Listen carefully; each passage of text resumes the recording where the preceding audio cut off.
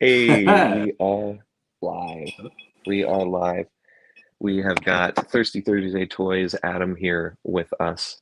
We have two more people probably joining here in a little bit, which is A-okay. Yeah. We've got plenty of talk about Minus One and Minus Color, both pretty long topics. We've talked about it so much privately, all of us. So thank you all for coming in, watching this afterwards. Goji66, thank you for waiting a few extra minutes for us. I will just say out the front, I am not feeling great. I took a nap before this, so it's better, but it is still not 100%. I'm still a little foggy, so we're going to keep this good though. I'm very excited to talk about Minus One and maybe show some clips of the infamous unreleased Minus One recording. So, first of all, though, Adam, how are you doing today, buddy? Good. Great. It's a good day. It's also kind of weird. Like, is this a full moon? Are we in the full moon? I think there's a close. theory about like schools and hospitals and stuff just being really weird during full moon. I remember that. Yeah. Yeah. So I don't know. I'm not like a superstitious kind of person, but for that, I'm like, is this confirmation bias or is there something to it? But otherwise, I'm good. I'm great. I'm, surrounded by toys and just living my best life here. We're doing it. Goji66, I have a headache. I'm sorry to hear that, man. My headache's thankfully gone. You're painting a background right now for your stop motion fights. Yo, Ooh. I have to catch up. I saw you posted a few. I've got to catch up. I've been so busy with work. I got to go back and I've got to catch up on those. I was able to watch a small portion of one of them, and you are doing super, super good, man. Good job. Cannot wait to see more. Stop motion. So cool. I want to get back into it, but now I have less monster arts and less Bandais, so it's kind of not going to do that with X pluses. So we'll see. I'll figure something out. But you're doing awesome. I cannot wait to continue to watch you grow. Alex, how's it going, man? How's it going? Thanks for joining.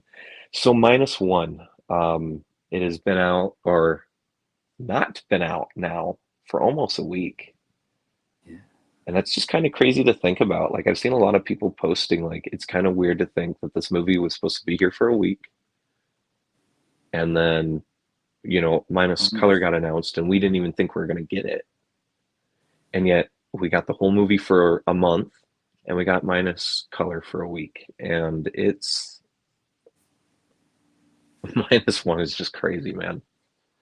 It did so well, and I'm really proud of the Toho team and Yamazaki and his team for making such a beautiful, I'm gonna say masterpiece. I do think unbiasedly, even though I haven't seen Oppenheimer, I think it probably was the best movie of last year.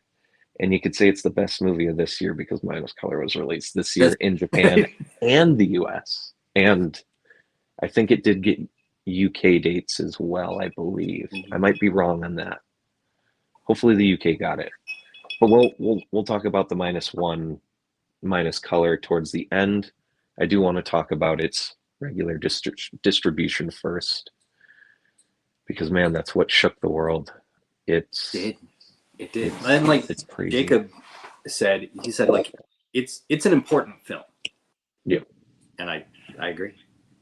It's very important. And it's a wonderful film that, there's and Adam, I know you and me have had conversations about it, the Shin Godzilla comparison of Minus One, and kind of comparing the two, which is, I don't think, very fair. But the one point I will give people is, like, looking at it, Shin was a movie for Japan, and I still very much agree with that, even after seeing Minus One 4 times and watching Shin, I think 3 times in between the theatrical release here. Definitely a Japanese film. Definitely something Japan needed. And now Minus One still kind of feels like that. because it it feels like it's unveiling a curtain that I feel like a lot of the world hasn't seen, Mhm. seeing the dark side and the ramifications of World War II And they're, and the air raids, especially I mean, both on how. films, Minus and Shin, are both kind of an indictment of like the Japanese government Yeah, a little bit. yeah, So I can see that for both for yeah. sure. But It's Shin does it a little more. What's the word I'm looking for? it's It'll come to me. it's I think modern, like Oh the, yeah, it's absolutely more modern. And there's like even. so much stuff I didn't know Mhm. until I was talking with like my Japanese friends who were explaining some of the things that like, oh yeah, months prior to the film's release, there was this, which was a big news story about the bureaucracy and red tape and all this kind of stuff. So this is kind of a stab at that a little bit. And, like Yeah, things that like in the US we would not otherwise yeah, know, which is neat. which is kind of super cool because then Minus One, I feel like I said, it is definitely a Japanese film, and I feel like there probably is a lot of movies that are like Minus One that shows, for the Japanese country and, its viewers, like the horrors of what it was like to be in World War II, not wanting to be in World War II, the horrors of being a kamikaze pilot, and just, the air raids and how absolutely devastating those were for the country. But it's got a lot of modernism in it as well. The cam live stream that happened this past weekend, Oh yeah. it was pointed out that Noriko's character isn't traditional. That's not how to word this, not how women in the 40s acted. Hmm. She's very much a more modern, She seems so much yeah, more modern. she modern and more relatable than maybe some of our Showa female counterparts, which isn't a knock at those characters. Mhm. That's just the times and where we're at now compared to then. Hey Yeah. Kevin, how's it going? Um, yeah, yeah, sure. Yeah. Go check when your 65 is, um, when it's arriving, man. We'll probably be live streaming for close to 2 hours, especially once we start getting more people in. Mhm. But with Minus One, oh goodness, I lost my point. Noriko, modern. Um, oh, that's Comparisons it. to Shin. Oh yes.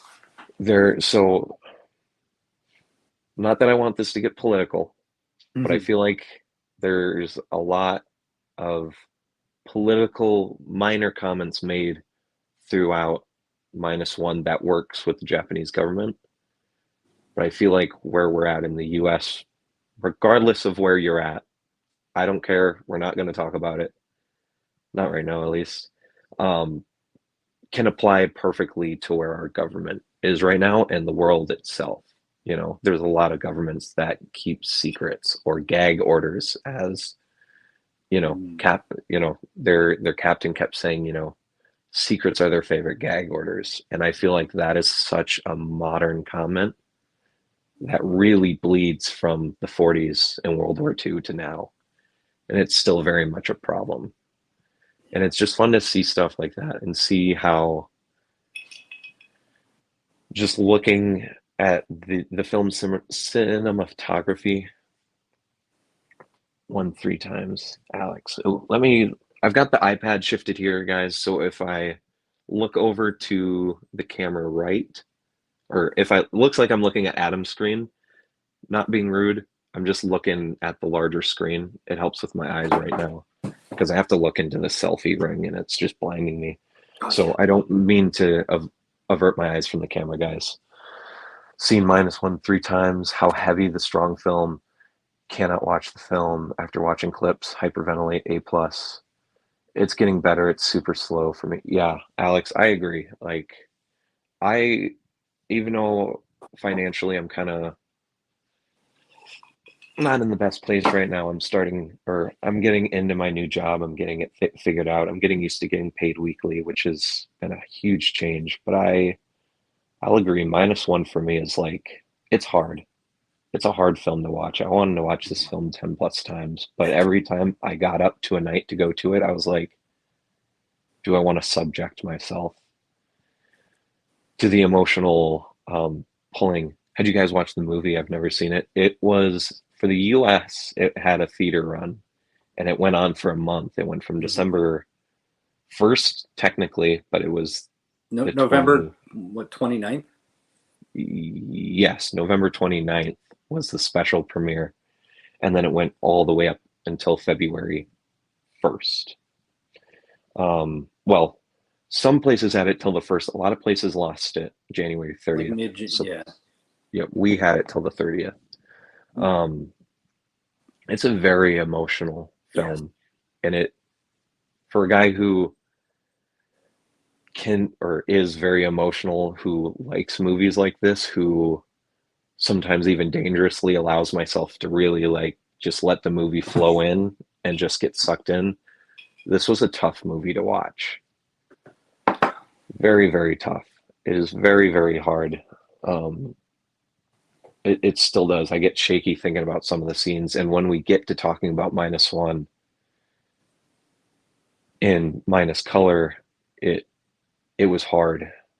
I cried more for Minus Color than I did the first time watching it. Same thing with my girlfriend. We both. It was hard. But in that, not that I want to get teary-eyed because it does make me, I don't know, it hurts. It's good. It's good. heavy. Yeah, it's heavy. And it's necessary. It really is. Jumping to what Alex was saying about Shikishima, I took one of my friends to see Minus Color, and he we had dinner beforehand. And he was telling me he's like, I'm realizing, this many years after leaving the army that I might have some PTSD kind of stuff from it. So after watching the film, he's like, I get it. And talking about how he connects with that character, with in regards to that. But like you were saying, I wanted to see this 10 times, we're like, oh, a new Godzilla movie, I'm going to see it every day. And after the first showing, I just got back to the car and just sobbed. It was so heavy. And I'm like, I can't subject myself to that, on even a weekly basis. It's a lot to take in. So I know a lot of people have been wearing as a badge the number of times they've seen it kind of thing. But I mean, I don't blame anyone for seeing it, once, and that's enough. That's going to last you for a while. Alex, you are free to, if you want to talk about your story in the comments, man. Yeah. I empower you if you want to. I completely am open to it. That's what I've always wanted for my channel, is to make sure that it's obviously I want it to be a comfortable place. I don't want to say safe place, because some people, that term's kind of been wrongingly muddied. Yeah. But I want it to be a place where good way to say that. We're all human and we all go through things. And I want people to be able to talk about that part of their lives as well. I know we all really get wrapped in the toys and the collecting and the movies, but we're all still people outside of this. And I love it when people put their personal lives into it. As an example, I love when John Ruffin talks about Shin, since he was there for 311, and that's what a lot of that film has. And I love when he talks about it, and he talks about his personal experience, because it shows that these movies are just more than fun. Even though I can watch Shin without the emotional experience, after hearing these stories and meeting people who have connections with Shin, I can now kind of see that and relate to it more. And Shin sometimes gets heavy for me if I'm not sober. Just to kind of think about a lot of the scenes where you go back and you look at that footage of 311 and you see a lot of those scenes replicated in Shin. It's tough, and I can't imagine how much harder it is for people who had to live through that tragedy. Not to make it, you know, I get emotional for it through the sympathy and the empathy of those situations, but I didn't live through it, so I can't imagine how hard it is. Let me catch up on comments. I'm sorry, guys. Did you say 311? Did I say 311? Did I mess up the date? I might have heard 311. 311. The hurricane and nuclear power plant tragedy in Japan. That was the 11th. Yep, that's 311. Yeah. Yeah. Yep, and that's what Shin's basis is. A lot of like the second form Shin, a lot of those scenes, those are literally copy and paste of the hurricane and tsunami destroying Japan. I forgot. That's the night I met my wife. Sorry, you okay? The scene where Godzilla picks up the train in his mouth while the 64 music reminded me of that scene of Godzilla versus Gigan where Godzilla arrives and is just a star. Yeah, man. It's a tough scene, but it's also like the second time I watched it, I was able to kind of block out the emotional side a little bit and just watched it as a movie. And there's just so many fun scenes. For me, the last time I saw it, I nearly collapsed. Oh man. So I told my girlfriend Godzilla represent the dark void of depression that started small and overtook. And as Shikishima losing Noriko and suffering. Damn, man. I'm sorry, dude. Depression's a battle, man. It's tough. But Alex, you're never alone. Just know that. No one is alone here on this channel. Always, if you have me on Facebook, message me on Facebook. If you have my Instagram, message me, man. Yeah. Don't ever suffer alone. It's not worth it. Life is beautiful. Yeah. Finding it's yourself tough. Within or despite depression is huge. Yeah, I could go on a whole thing. This could turn into a whole psychology. And that would be, I think that would be an appropriate separate stream to talk about, and not just Minus One, because there's plenty of Godzilla and mental movies. Health. Yeah, Godzilla and mental health, and there's plenty of movies that use it as a healthy tool to explore characters. 54 is the very same way. GMK has bits and pieces of it. I mean, it's got the themes, angry World War II spirits reviving Godzilla, stuff like that. I feel like that would be a fun, well, maybe not a fun stream. It would be a very emotional stream, but I feel like let's it would be a good one. Let's dive in. I was a bit afraid of the train because that scene. Yeah. Yeah, I mean, Minus One has got some scary scenes. I think this would be a good turn in to keep talking about the emotional scene, the emotionalness of it. Minus One's opener, Odo Island, is I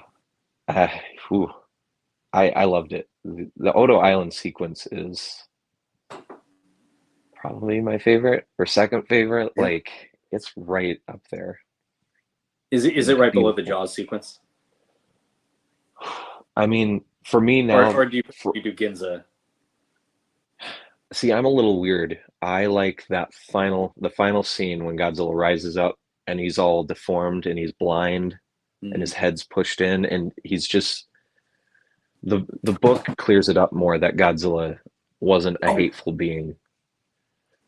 And now, because of the nuke, Godzilla becomes this, hateful being. And I think knowing that bit really puts into context that last scene, and the book reveals that Godzilla is completely blind in that scene. He can't see, which makes sense. That's what I saw. That's the first thought I saw when I saw his eyes. I was like, he's blind, but he's just firing. He's just taking his atomic breath. He's charging it longer than he does. He's making sure it's big to wipe everyone out. That's up there. It's that scene, Odo Island, and the Jaws scene. It's like they shuffle. All three of those scenes are just massive. I was reading a thing, and I don't know how accurate this is to the like translation of the book, but they were talking about how like Godzilla was not going to survive that final attack. So he was going out in his own kamikaze attack. Yeah. Lewis, hey buddy. Yeah, I agree, Adam. That's a wonderful way. Yeah. And I love how, sorry, jumping back to something, connecting a few different things. And like you were talking about, you know, getting political and seeing things as they talk about the Japanese government that we can see in the US government now, that everyone can see something, connect with something, and see more out of this film than I've heard people talk about any other Godzilla film before. Talking about depression, talking about PTSD, talking about the modern government, all these different things that we can see and get from this movie, and how it's affected so many people in so many different ways, so many heavy ways. But these are the conversations that I haven't heard about other Godzilla films before, connecting with people in that, or people not connecting, but like people seeing these things in it. Yeah, I agree. This is the first time I feel like a film, and at least in our age, I mean, I'm sure 54, 84, and 89, because they kind of, you know, they continue the nuclear topic. GMK once again, Shin, you know, I feel like they probably were, though Shin, you know, a lot more Japanese discussion. So a lot of us in the US and the world probably didn't get to feel these conversations. But the fact that Minus One was able to hit the whole world the way it has, and a lot of conversation starters, it's good. It is good. And I'm glad that regardless of political or just personal opinions, this movie has been able to open us all up to each other a little bit more. And that's really something we all need in the world right now. It's film, unifying. Yeah, it's unifying. It's tough. I mean, that's the overall arcing theme of the movie, is unifying and coming together to defeat something that seems impossible. And I feel like that theme is so usable in life in general, you know, whether you want to use Godzilla and Shikishima's, you know, and not just his. We see other characters go through it and talk about it. Doc talks about it quickly. He's like, I think of the war and I can't sleep. The captain character, he mentions it at some of the dinner scenes, but he doesn't really go into it. And then Shikishima, you know, he's a wreck the whole film. And Takibana, you know, we see it towards the end of the film, how his struggle and how his PTSD has affected him. And it's just a really great conversation starter. And you can't compliment Yamazaki and his team enough. You know, this film, I think it was under 2 years full production time. I think it wasn't even fully, like, I think it was filming when they announced it, but it wasn't like deep filming. So you look at the time frame and what this movie was made, it really makes you think that this movie has been on his mind, I think, for a while. I think, I'm assuming. We'll see when the record of Minus One comes out. Yeah. And it has all the behind the scenes notes. Yeah, I think a sequel is coming, Goji 66. Sorry, Adam, please go ahead. No. Like, if you watching the scene in Always 2, that Godzilla sequence, you can see how at least the imagery was already there in his head. And so I think, you know, since, what was that, 2007? It's easily been brewing since that. So I think, like you said, like he came in with a solid idea. Yeah. And that's, maybe we'll dive a little bit maybe into thoughts on a sequel. I think we're either going to get the sequel really soon or it's going to take a long time. Though conspiracy theory here. I think he's under an NDA with Toho. Hmm. I don't know if it's already been signed, but I know in interviews he talks about how he's like toyed with the idea. I think he's already pretty well into the idea. If this movie got announced next year and comes out in like 2026, I wouldn't be surprised. I think 2 to 3 years we could possibly see the sequel. And I think he's a lot farther into thinking about the sequel and the details than he's allowed to talk about. But even if he's not, I do have faith that hopefully they'll give him time to make a really good sequel. Yeah, I want the sequel to take a while. Personally, if you ask me, 6 years, I think that's more than enough time. But I know a lot of people don't want to wait that long. But we got legendary films for that as well. But Yeah, there will always be stuff. We'll have there will stuff. we will get things. But let's turn it back. My brain is taking me back. Let's get back to Odo Island. I do want there to be a little bit of structure, and we'll kind of just go through the film Oh, chronologically.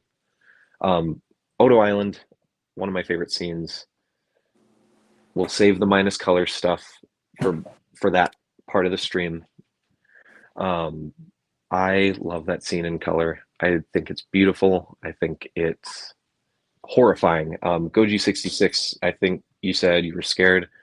Absolutely. The first time I saw it, even though I had read the spoilers, read the reviews, I already knew what was going on. That scene hit like a truck. My girlfriend and I both jumped out of our seats the first time. I mean, my whole theater popped out. If you did not know that was coming, I can't imagine the jump scare. Just seeing shine the light, shine nothing, nothing, nothing, and then just big old Jurassic Park T-Rex jump scare. And it is perfect. I love the design. I cannot wait for more figures. I got to get that Bandai. Monster Arts, X Plus, Omega Beast. Please get on it. Please.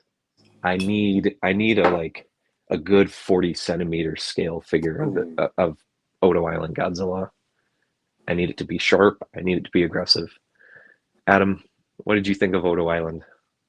that was an incredible way to show. I mean, Shikishima, he's our protagonist. Yeah.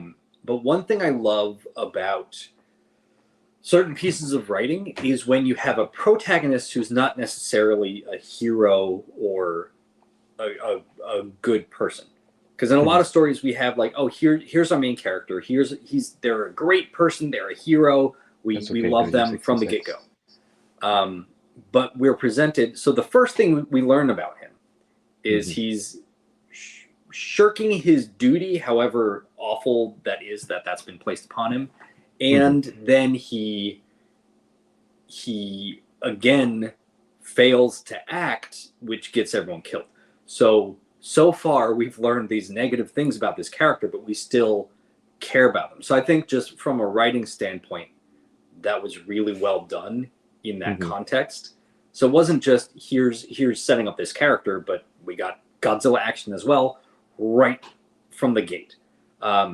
Which, you know, in some Godzilla movies, we don't see Godzilla until like halfway through, kind of thing.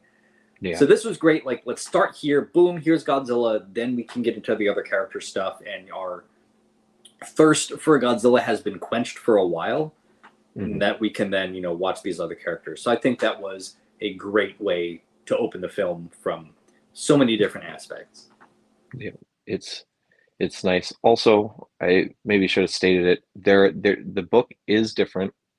There is translations out for it, so I will try to, for the little bits I know of it, because I haven't read a full summarized translated version for all the changes. I should message John Ruffin about that. I believe he has it translated, or he's got a transcript. One thing that's not in the movie, and it's definitely not clear. It's definitely not clear in the movie. Is that scene where Shikishima doesn't shoot Godzilla, and the book changes it. So, and I think there's probably some deleted scenes. I feel like there's supposed to be a scene where the workers or Shikishima is supposed to go around the island and talk to the people, because we find out through the book Godzilla on Odo Island is only acting in complete defense. So even though in the movie he looks brutal from the start, only reason Godzilla attacks is because they shot at Godzilla. The book notes specifically that Godzilla sees Shikishima in the pilot's chair.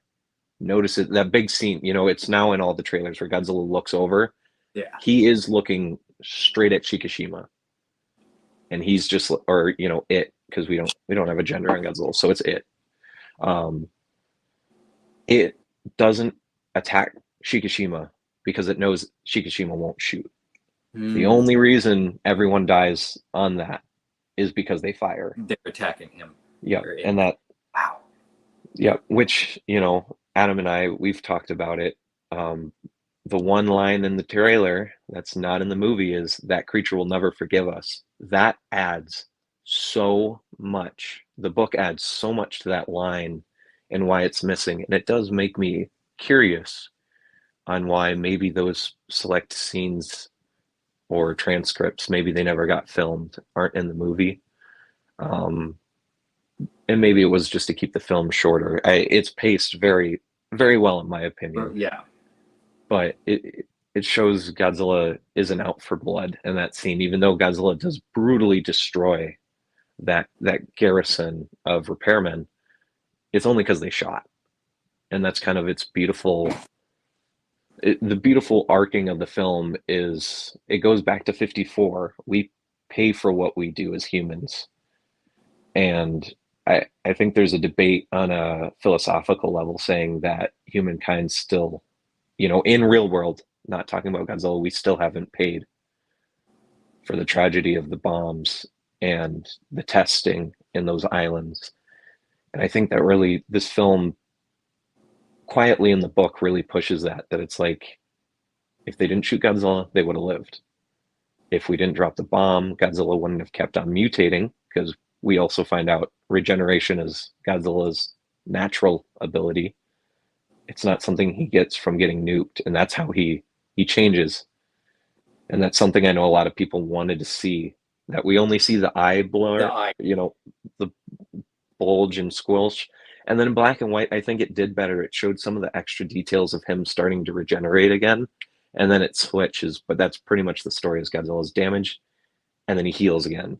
Damage heals, damage heals, damage heals, until he fully mutates into, you know, this angry, destructive beast. I mean, this is the -1 for anyone who's curious. He did catch the plane with his hand, though. Yeah, so he, after getting shot, he then does destroy the plane, or it destroys the plane in defense, which is fair. You know, I don't know if the book says he completely notices the guns. He just notices that Shikishima doesn't shoot. Senses, you know, as a lot of animals do, senses Shikishima's fear. And can just tell, just from body language and just energy, you know, however you want to explain it, that Shikishima wasn't going to do anything. And it's a beautifully, I hope it gets explained. I hope there's some deleted scenes of that stuff, because it adds more to Godzilla's character, because it does make Godzilla a character rather than just mutated dinosaur, shows up, kills everyone, goes, gets bombed, mutates, starts killing everything. But yeah, Adam, you had a thought. I'm sorry. I was gonna jump ahead chronologically, but I can wait until that point. But we can. I was going to, in the Jaws sequence. Yes. Godzilla immediately destroys the other smaller boat, which neither of them were threats at that point. Then Hajimaru. Yeah. No. Hajimaru is the one that Shikishima's on. I can't remember the. I not wrote the Gorimaru. At one point. Let me. Yeah. Yeah. But we'll start transitioning. Shinsei Maru is the one they're on. But yeah, I'll come back to that.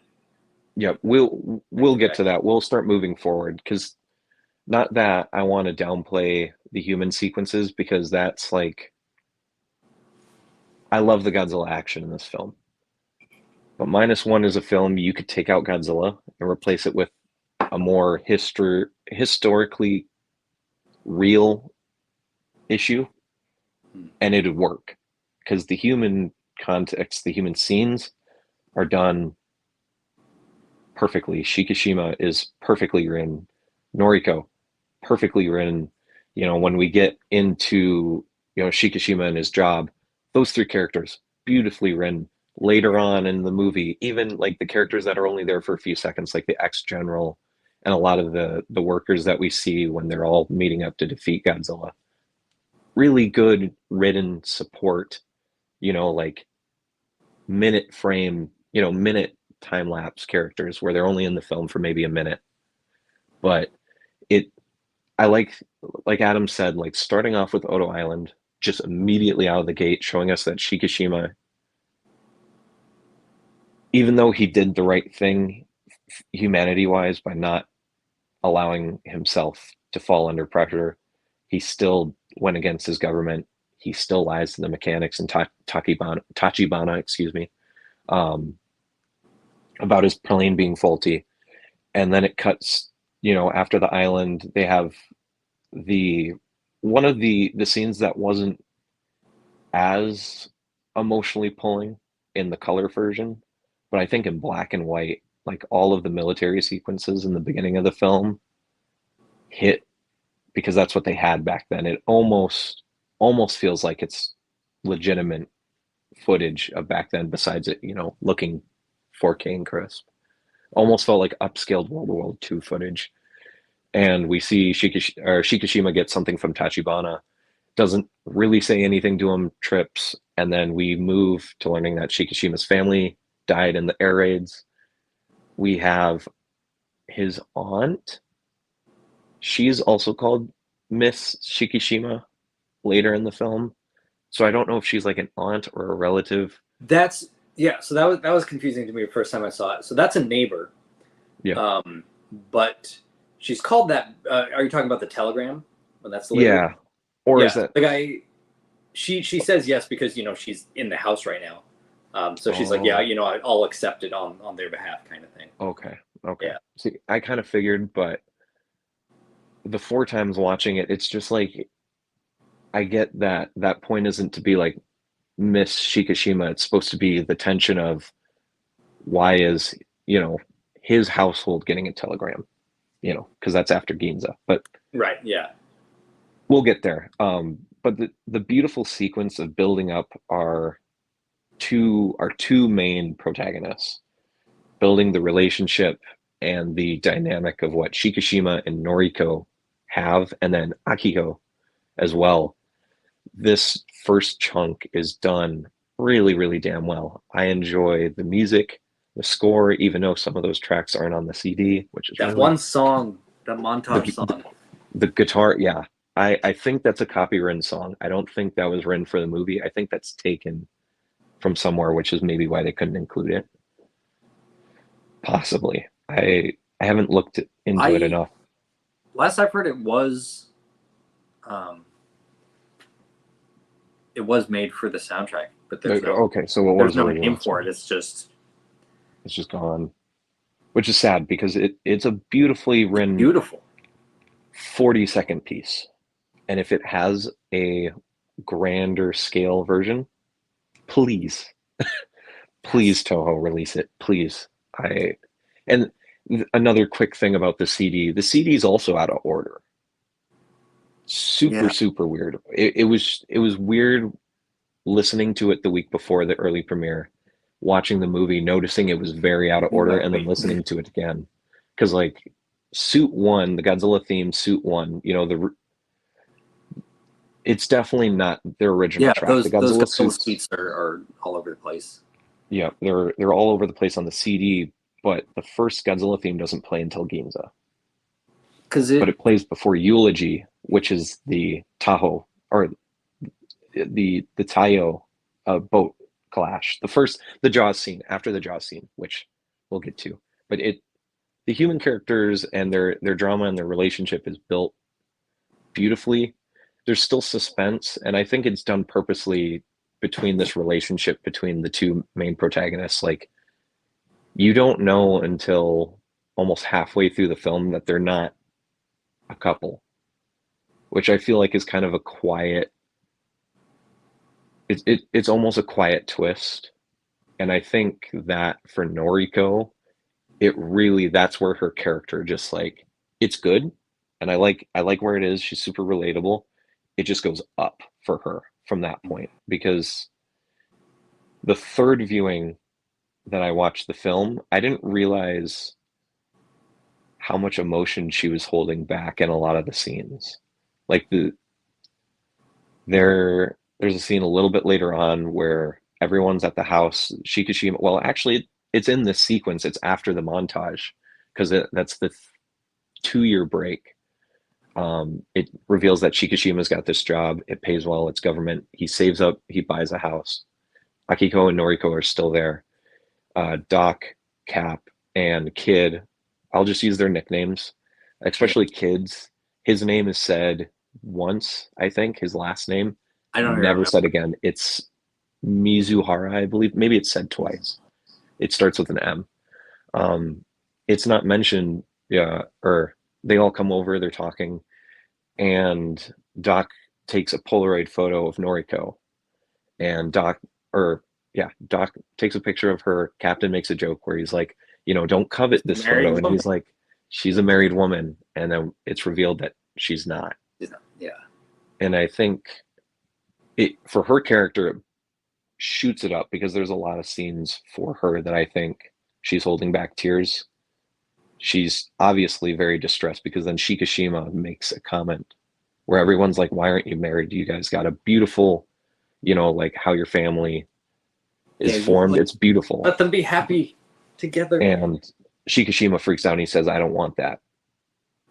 And then it pans to one of the, especially a guy who's very fortunate now to have someone, a partner who I love dearly, and she loves me back dearly. As someone who's been in kind of that situation before, really, really hurt. And it's just her cleaning the dishes in And you can silence while hear the that guys, she can hear them.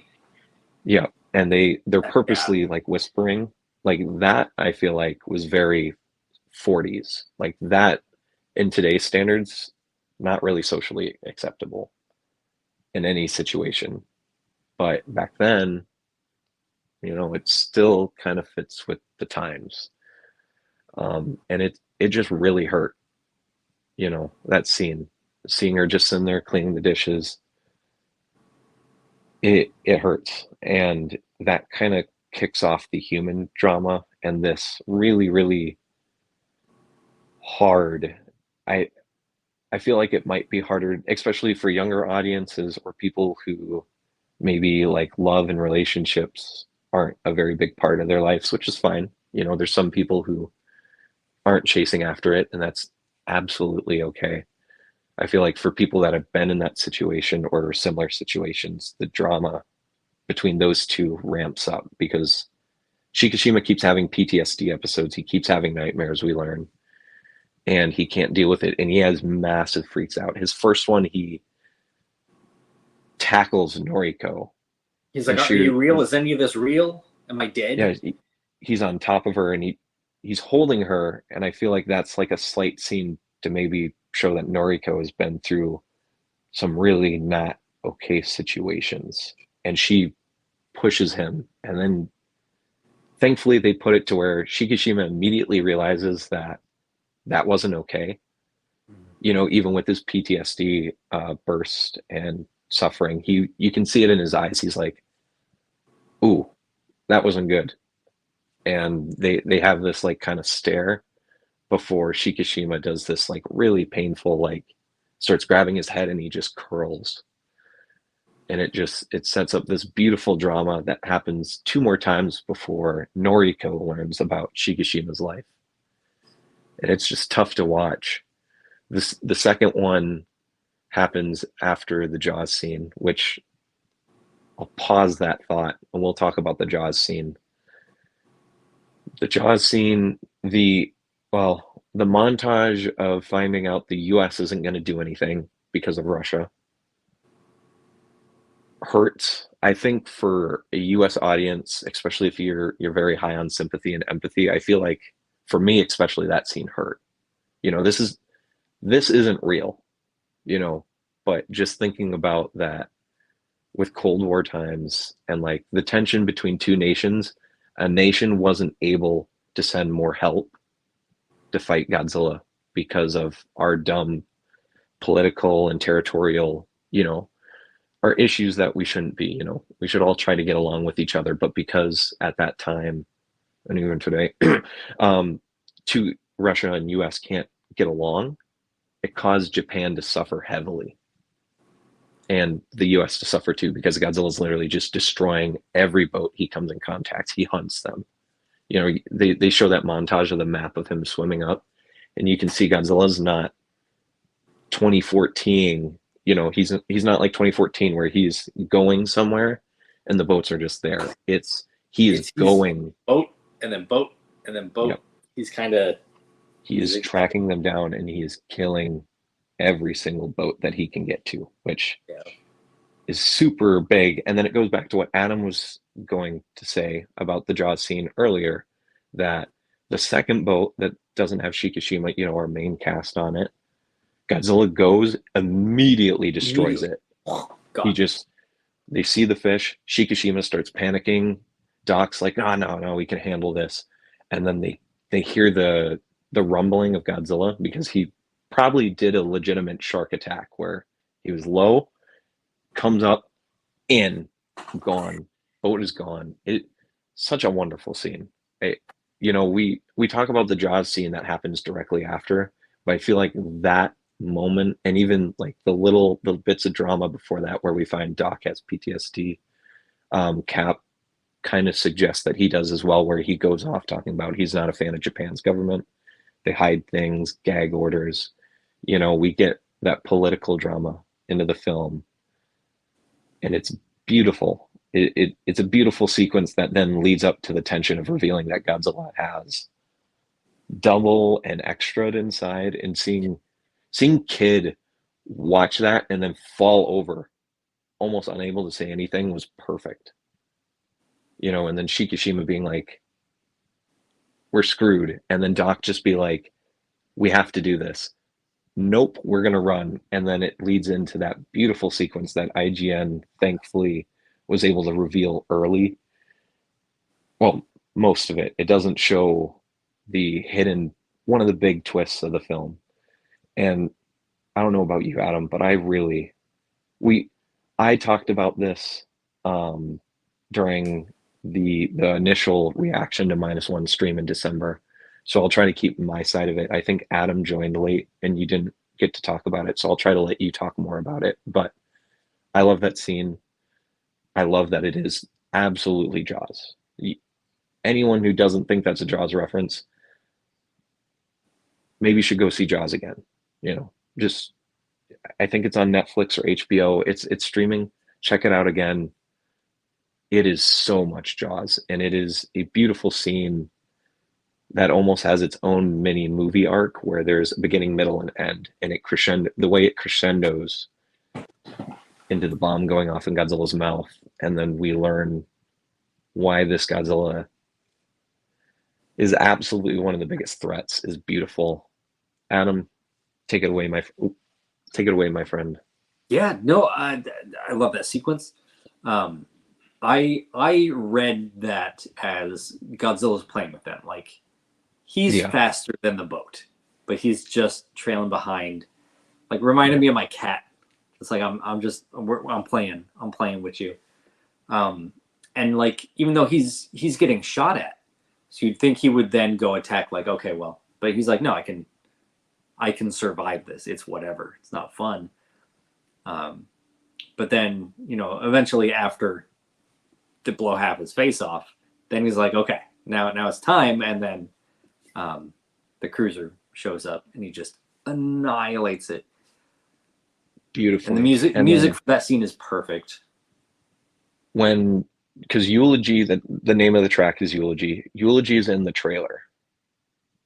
If you would have told me, Yeah. if I talked to Jonathan Portman of Cam before the movie came out, I wanted to talk about the soundtrack a little bit after I talked about it. Me and him had like, we talked about it for 20 minutes. We were geeking out. If he would have told me that the trailer track Eulogy was going to be placed at that scene, I would not have believed him. When that track played, when Godzilla's destroying the boat, I was like, this is not the scene where I thought this would be, but it fit beautifully watching Godzilla just from Godzilla getting his face blown off, obviously getting pissed, and then gonna atomic breath this little boat. That's how mad Godzilla Yeah. is at them. Like it's such a subtle thing, but you can hear the charge up start to happen when he leans up. He's about to roar, and you can just start to hear the slight build in his tail, and he leans up like this, and the roar comes out, and then he gets shot. Immediately switches. It's also a really cool power scale. Not that, well, the Godzilla community kind of does power scaling. It's more of a Dragon Ball and anime turn, but it shows how durable and not durable he is. Because we figure out the 12 millimeter doesn't do anything. We figure out that these magnetic bombs are really good against him, especially internal damage. But then the Tahoe, when it stops his initial attack on the boat, Godzilla actually, in my opinion, dies. I think he completely loses because he just stops, and then he sinks like a corpse. I was gonna say it was so weird. Like it didn't seem natural. It's just like yeah, and like the frozen pose was bizarre. Yeah, he's just like he's really like super corpse. So you could either take it as the way I took it, as where he dies, or as Adam said with the boat, he's playing with it. You could make a suggestion that that's Godzilla just being over dramatic and he's actually not being damaged. Yeah, like a super fake like play death. Because he sits in the water for a second. Like he lets them think he's beat. And then you see him just move. You see him turn, and then he just goes. And I love the way this Godzilla fights. I like the big. I feel like even though 2014 was based on like they used a lot of bear looks for his attacks, I feel like that's really incorporated with Minus One, because he just takes his hand, he just keeps pounding, and he attacks the guns too. He doesn't take out the big tanks that shoot him in the side, that then ends up to Godzilla just being like, okay, there's a lot of just wiping. Yeah, he swipes, he wipes. I love that the mobile game battle line takes that in their first unit, not the Ginza unit, the first 2023. His attack is a huge arm swipe and a tail swipe. That's what the animation is. And I'm really, really glad that that's brought to detail, because suits can't fight like that. 2014 does more of like the wrestler bear move that we see, like when you see Russian bear, like acting bear wrestling, like Alex the Terrible from Slaughter to Prevail, he just posted a new video of him wrestling this bear that he's befriended. It's very like suitmation hug battle. And I feel like 2014 still kind of suffers from that, and that it gets fixed in 2019 and definitely in 2021. But then Minus One just starts out like that. He's just swiping. He's obviously overusing his own physical strength and size. He doesn't have to do that, but it just shows the anger, I think, with that Godzilla, how angry he is with everyone and everything. And he just keeps destroying things, and he does it so grand. And I think there is a hidden character in this Godzilla. It's not just destroy. I think there is a character. Maybe not an arc, but maybe that's kind of my hope for the sequel and how they're going to change the story. But Adam, any more thoughts? I'm sorry, I kind of took over there a little bit. Yeah, no, I just love this film. I love it. Jumping to sequel stuff, I'm a little nervous to see what they could do that wouldn't undo anything. Because I've heard people talk about like, oh well, he's regenerating at the end, so like we'll have a new Godzilla and do it all over again. I'm like, I feel like doing it all over again would kind of undo all the emotional impact of the first one. Yep. So, and Yamazaki already stated he wants the sequel to focus on it's a reactionary story. If we're going to use story element terms, he wants it to be reactionary because we're supposed to find out how Shikishima, Noriko, especially, I think Noriko is going to be the main protagonist in the second one. I feel like she has to be. Shikishima is still going to be very big. I think it's still going to be those two. But I feel like Noriko is the one who's going to have more of the limelight. She now has PTSD. When we get to the end of the film, we'll talk about that little bit as well. Yeah, I was going to say, well, we'll come back to that one. Yeah. But it, brain fart. Recharge. Let me take a drink of water. My voice is getting hoarse. Yeah, let me grab some water too real quick. Where the hell was I at? Gosh darn it. I guess we're going to have a brain fart moment. Sorry, guys. I love these live streams, though. I don't mind. As long as you guys are having fun in the comments, that's fine with me. We got 4 people watching. Thank you guys so much for sticking around.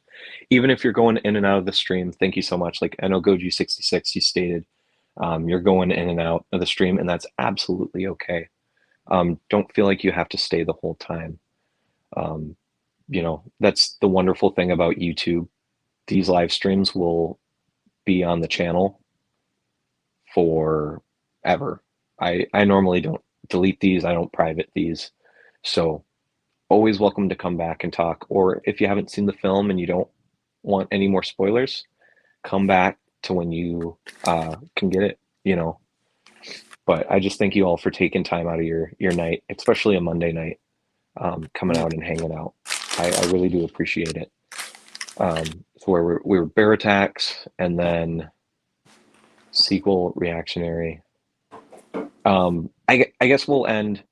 There's one scene on that battle that I feel like no matter which color, minus color, or just the standard movie that you watch, it's in the trailer. Godzilla, after blowing up the boat, just in a huge display. Hey, Matt, there he is. Matt, I've got my phone on private, so if you've sent me a message, I haven't seen it yet, but it's good to see you at least in the chat, man. Once again, feel free to join if you can. If not, absolutely okay. It's A-okay.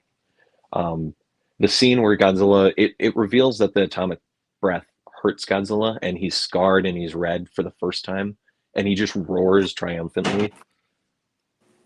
That was beautiful. Yeah, that was so good. I love that detail about that. It hurts him every time he uses it, but he doesn't care because he can just regenerate. That's amazing. Yep. He can regenerate, he can heal, and then I think, for that hidden Godzilla like character theme, him, as he knows that he can destroy anything with it, which is why in Ginza, I think he does it again. He doesn't have to, but we'll talk about that when we get to Ginza, which I'll try to speed things up. We're already an hour in, and we're not even halfway done with the film yet. We're 1/3 in, but thankfully after this, we get more human drama. We get a reminder that Japan likes gag orders, and then it's revealed that Japan's not going to tell the public about it, and they're going to just leave it because they don't want to cause chaos. Yeah. Once again, bringing back that political theme, whether you want to talk about it in the 40s, the 80s, or present day, the government keeping things from the public, never good, ever. Confidential, I don't, in my mind, political or not, is wrong, and it creates way more problems than good. And I think this film uses that tension, leads into Ginza perfectly. I think Godzilla we'll just kind of skip the human drama because I kind of already mentioned it, because the big scene in between that and Ginza is Shikishima finally opening up to Noriko. Well, actually, there's 2 points actually. So, and one of them is actually very, very important. So Shikishima finally opens up to Noriko about his life. And she's, she's frustrated at that point. She's like, what happened? He's like, I can't tell you. And she's like, I've let you in on my whole life. We've got Akiho in our lives, but you have not opened up to us at all, which once again, it's another kind of small human drama twist. We find out he's not dating or married to Noriko, and then we find out that he has done literally nothing, which is kind of a psychological look at it. I try to look at these things, means that maybe living with Shikishima, even though it's understandable with his PTSD, has not been as wonderful for Noriko, at least, as the film kind of portrays it. Because if he's having PTSD nightmares or PTSD just moments all the time, and that's kind of what's suggested, and she doesn't know why, that's a huge character stress. So when he reveals it, and he does it, I think he does it beautifully. Instead of being like, this big monster came and tore us apart, the first thing he does is we get to revealed, hey man, it's okay, Joseph Hellish. I'll try to jump in when I can. Haven't been home. That's a-okay, Matt. If you can, you can. If you can't, you can't. Joseph, it's a-okay if you want to watch the stream. Otherwise, you are absolutely free to join if you're free to now. Absolutely. Excuse me. But Shikishima, instead of vocally talking about it first, he brings out what Tachibana gave him, and that's when we first realize those are all the photos of everyone who died on the island, and we start to see the short-term PTSD of Tachibana. The anger, the very quick reaction to that, that trauma, and how he blamed Shikishima. And then we fully get to understand Shikishima's like full circle trauma on how he wants to live, he doesn't want to live, and these nightmares of these men dying and their families being, fatherless haunts him to death. He says it earlier in the film as well, that he hears them calling to him. Yeah. And that is a big emotional moment. All these PTSD scenes I cry to. It's very, very hard. I don't suffer the same PTSD, the same situation of war, but I do have a form of PTSD. I have two forms of PTSD, and those scenes really, really hurt, because I remember, for one of them especially, that's how I dealt with it. The crawling into a circle, the, locking everyone out. There's still a lot of people in my personal life that don't even know I've dealt with some things. I know my friends here don't know either, and it's hard to talk about. And that's why I'm thankful I have a partner who's very, very helpful and very, very understanding of me. And it's the whole theme too. It's not just the PTSD. We'll talk about the line later. Shikishima says I think for anyone, has a very, very heart-wrenching line towards the end of the film after Ginza attack. One fucking line, man. I can't make it when he says that line. I break down every time. But he reveals to Noriko, which I've seen some people actually criticize that scene, because Shikishima, it is true. Shikishima keeps telling us about his PTSD, even though we visually see it without him explaining it. And in that scene, he wraps up pretty much up until that point what he's personally been going through, again vocally. But I feel like it's very, very important to watch Noriko's reaction to the whole story. Not even the Godzilla part, just his story, the failed kamikaze that abandoned his duty. It's very, very important for her to see that, because then she also reveals to us that her parents died in the air raid, and as they were dying in front of her, they tell her to live. And that's where we learn the beautiful dynamic of the two protagonists, that one really wants to live and she'll do anything to live, and she's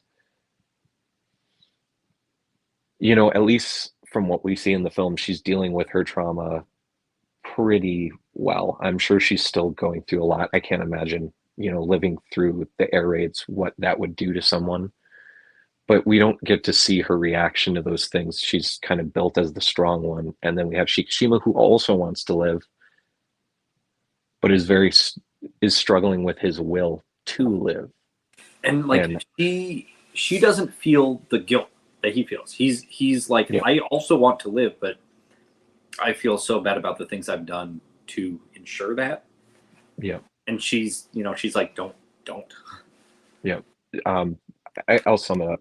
Shikishima has survivor's guilt, and I don't know the psychological term. There's an opposite term for it, the polar opposite, where she uses her trauma as a survivor. She's a survivor mentality, where not that it's not bad in the personal sense that Shikishima's feeling these things, because that's what the events can do to you. Traumatic events can do psychologically.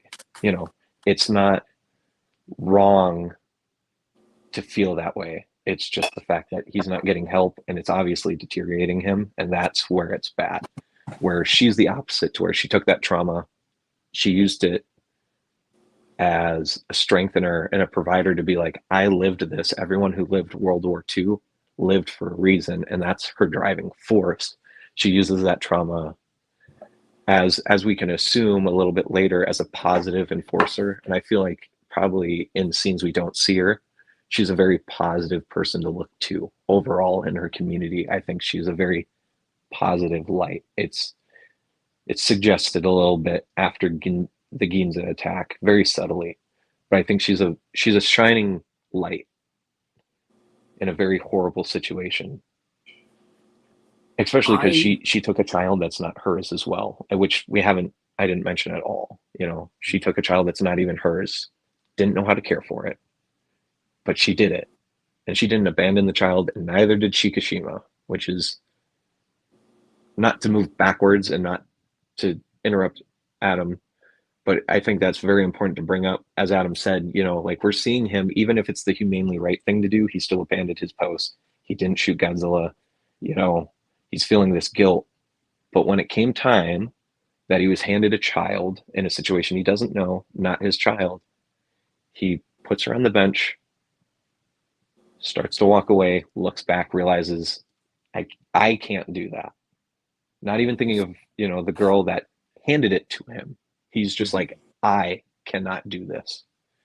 And that's where we get revealed that Shikishima is a very good person, which then goes back to the other human drama right before Ginza.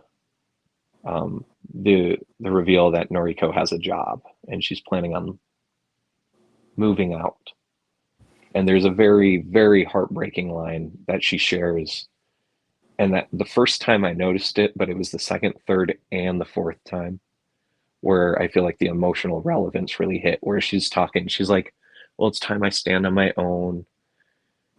And then she says, he's like, plus, this is how are you yeah, going to get a this is wife? so sudden. Yeah. He's like, why are you doing this? Which kind of shows that Shikishima actually does really care for these two. And then she says, how are you going to get a wife with, you know, I'm not your wife or girlfriend, and this is not your child. How are you going to find someone? And I feel like for Noriko, that is her peak as her character, where we do see that she is struggling behind the scenes. It hurt.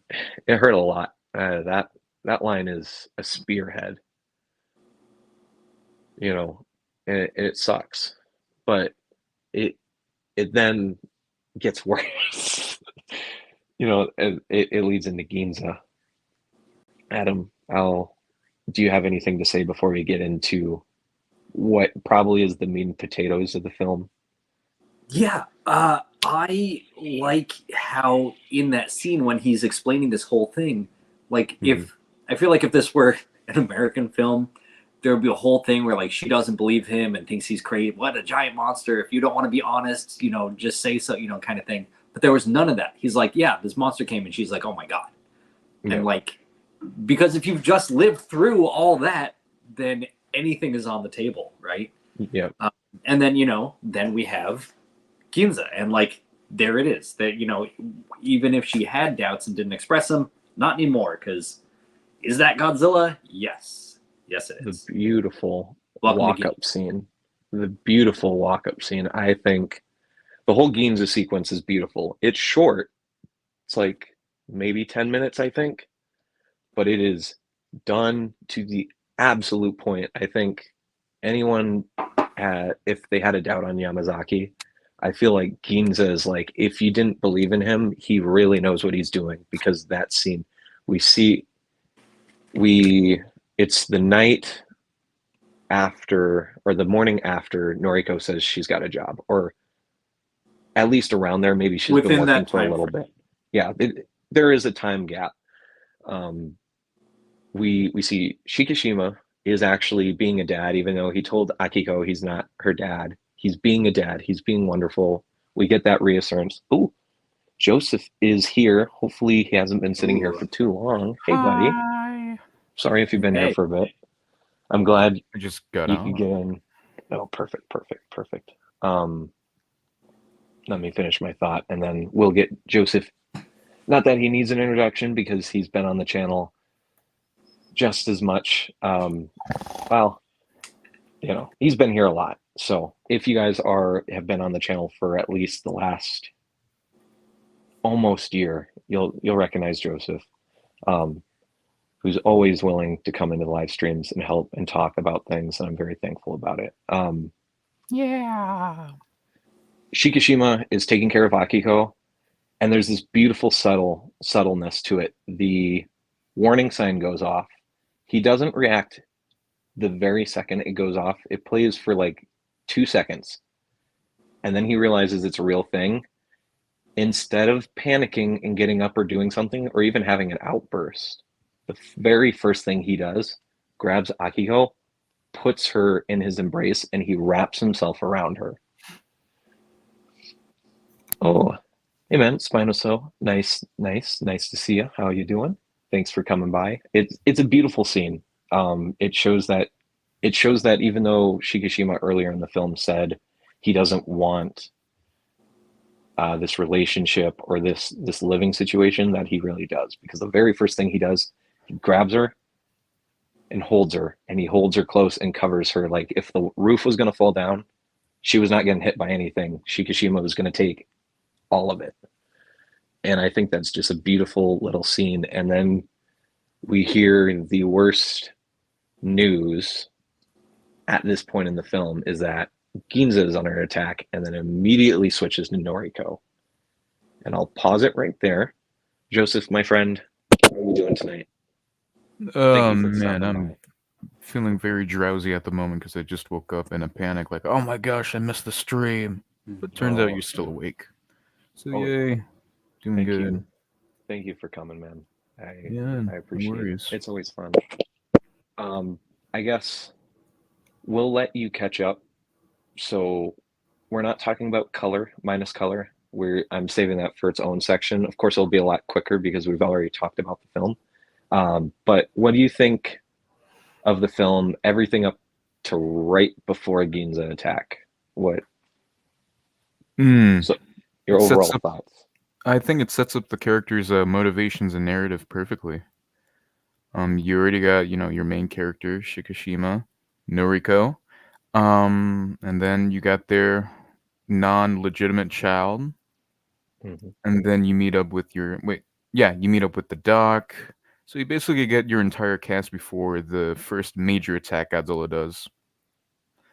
Um, and yeah, you can already like feel the tension once the Ginza attack started. Like, oh my gosh, is Noriko gonna live? Is she gonna die or something?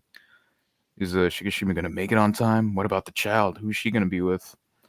Yeah. Um, you know, the thing that's interesting to me is that they didn't show where the doc was or everyone else in the crew during the Ginza attack. I don't know where they were. They were probably like in the hideout or whatever.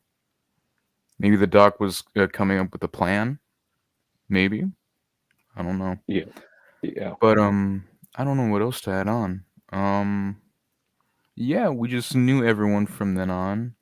Mm-hmm. And yeah, that's all I gotta say. I wish I had more to say, but I suck with words sometimes.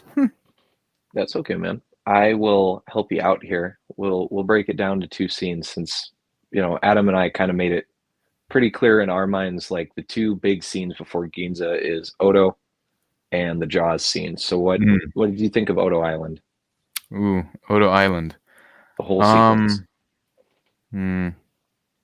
I don't know. It was definitely scary to see like Godzilla as a raging, I guess, premature animal before he turns into the radioactive monster that he is. Mhm. Because he was like more of a territorial animal. He was protecting himself. He was protecting his land. Yeah. And then you got Shikishima being a little crybaby and not, open fire. Because it kind of makes me Yeah. wonder, would Godzilla actually die if he had opened fire? Or would he just been very pissed? And then, boom, end of the movie, Shikishima dies, nothing happens. We'll never know. The book does talk about it, and I did mention it to Adam. So it's revealed in the book that the regeneration Godzilla has is not from the bomb. That is 100% natural for Godzilla's creature. Yikes.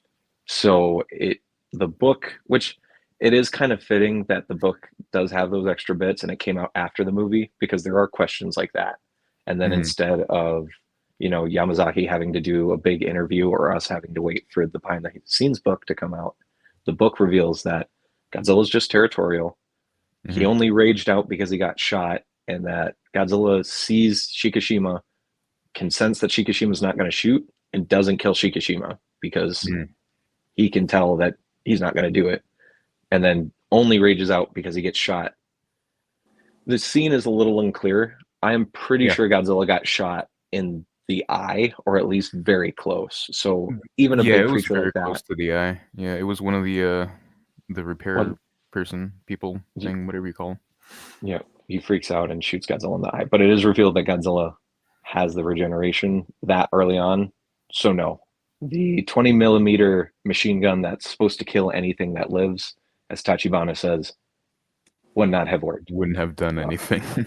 No, it would have actually probably just pissed him off even more. Which, yeah, we already see what Godzilla does. I can't imagine if it got hit with actual bullets that would have actually inflicted damage, what would have happened. At least damage and then regeneration and then an even bigger temper tantrum. What do you think of the Jaws scene, as we've kind of, the fandom has dubbed it, because it is?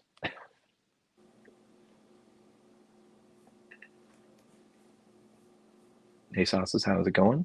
Thank you for stopping in. Oh, Wi-Fi cut out. Okay. Joseph, take your time coming back in. We'll save that note. We'll just start moving towards Ginza. So Ginza attack. As I said, the intro of what leads into Ginza attack is beautiful. We get the sirens. We hear that Godzilla's made land. We find out just 5 minutes earlier that that's where Noriko works, which is a wonderful tension builder. I mean, that scene is in the trailer. So you already have a preset stress. You already know that this thrill is going to happen, and the film uses it perfectly. It doesn't try to stay in focus on it too much. It's like Noriko is on the train, another train stops theirs, thud, thud, Godzilla comes in, or, well, Noriko looks out, there's silence, and then the theme starts, and then Godzilla comes up, and he does one of the most animalistic, like, rage roars ever. The pose he gets in, the way his hands tuck back, and he's just fully leaned forward, just roaring straight out into Ginza and Tokyo itself, is goosebump. I get goosebumps just thinking about it. I love the whole sequence. Every person that I've taken to see the film, every time the theme keeps on, they like look at me. They're like, "Yeah." I'm like, "Oh, yeah." And then the beautiful line by Noriko is that Godzilla. Very important. I think it does suggest that she does believe Shikishima. As Adam says, if you, in a normal world, you might not believe that. That's a really hard sell, but it shows how much faith Monster she came, has like, in him. sure it did. Yeah, and she puts faith in him, and then it's displayed then by her just complete other breathtaking reaction to Godzilla, and then we get a minor scene. Oh, Joseph bounced. He'll hopefully be right back. Yeah. And there he is.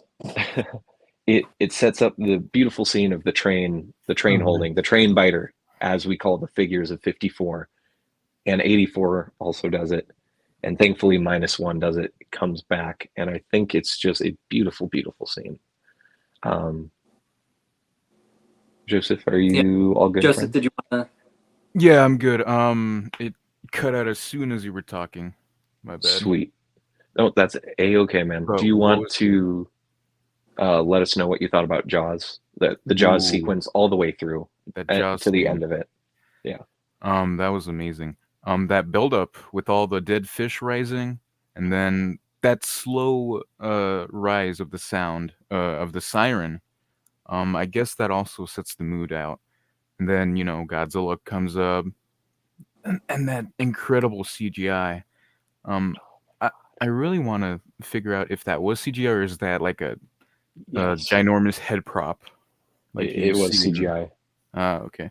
There's not a single practical Godzilla effect in there, I believe, where it's him, which is, I'll agree with you, is so shocking because that scene looks real. Yeah. You tell me that was made off of $10 million, which once you do the yen conversion is even less yen, and you wonder, how do you get that when Marvel and other companies keep pushing out these big blockbusters with very shoddy CGI, and it's wonderful. Take notes, Marvel. Please. I think most of the budget for Marvel and stuff comes from the actors themselves. Oh yeah, I think that's the biggest expense. You got marketing too. Yeah, Paul Rudd, Robert Downey Jr. Well, I guess I can't say that because there's not a lot of bad pre Endgame and forward. Besides, like the earlier films are really beautifully done, but then after that they start to wobble. I mean, Ant-Man, Love and Thunder, they start really getting a little, and that's probably, as you said, budget going into Rudd and all of the supporting actors and actresses. Love and Thunder, Hemsworth, Bale. I'm sure Bale got a huge check from that film, which is absolutely okay. I don't judge it. People, actors do need to get paid, so I don't mind. But yeah, they probably could push that a little bit more into their practical effects. Continue, Joseph. I apologize.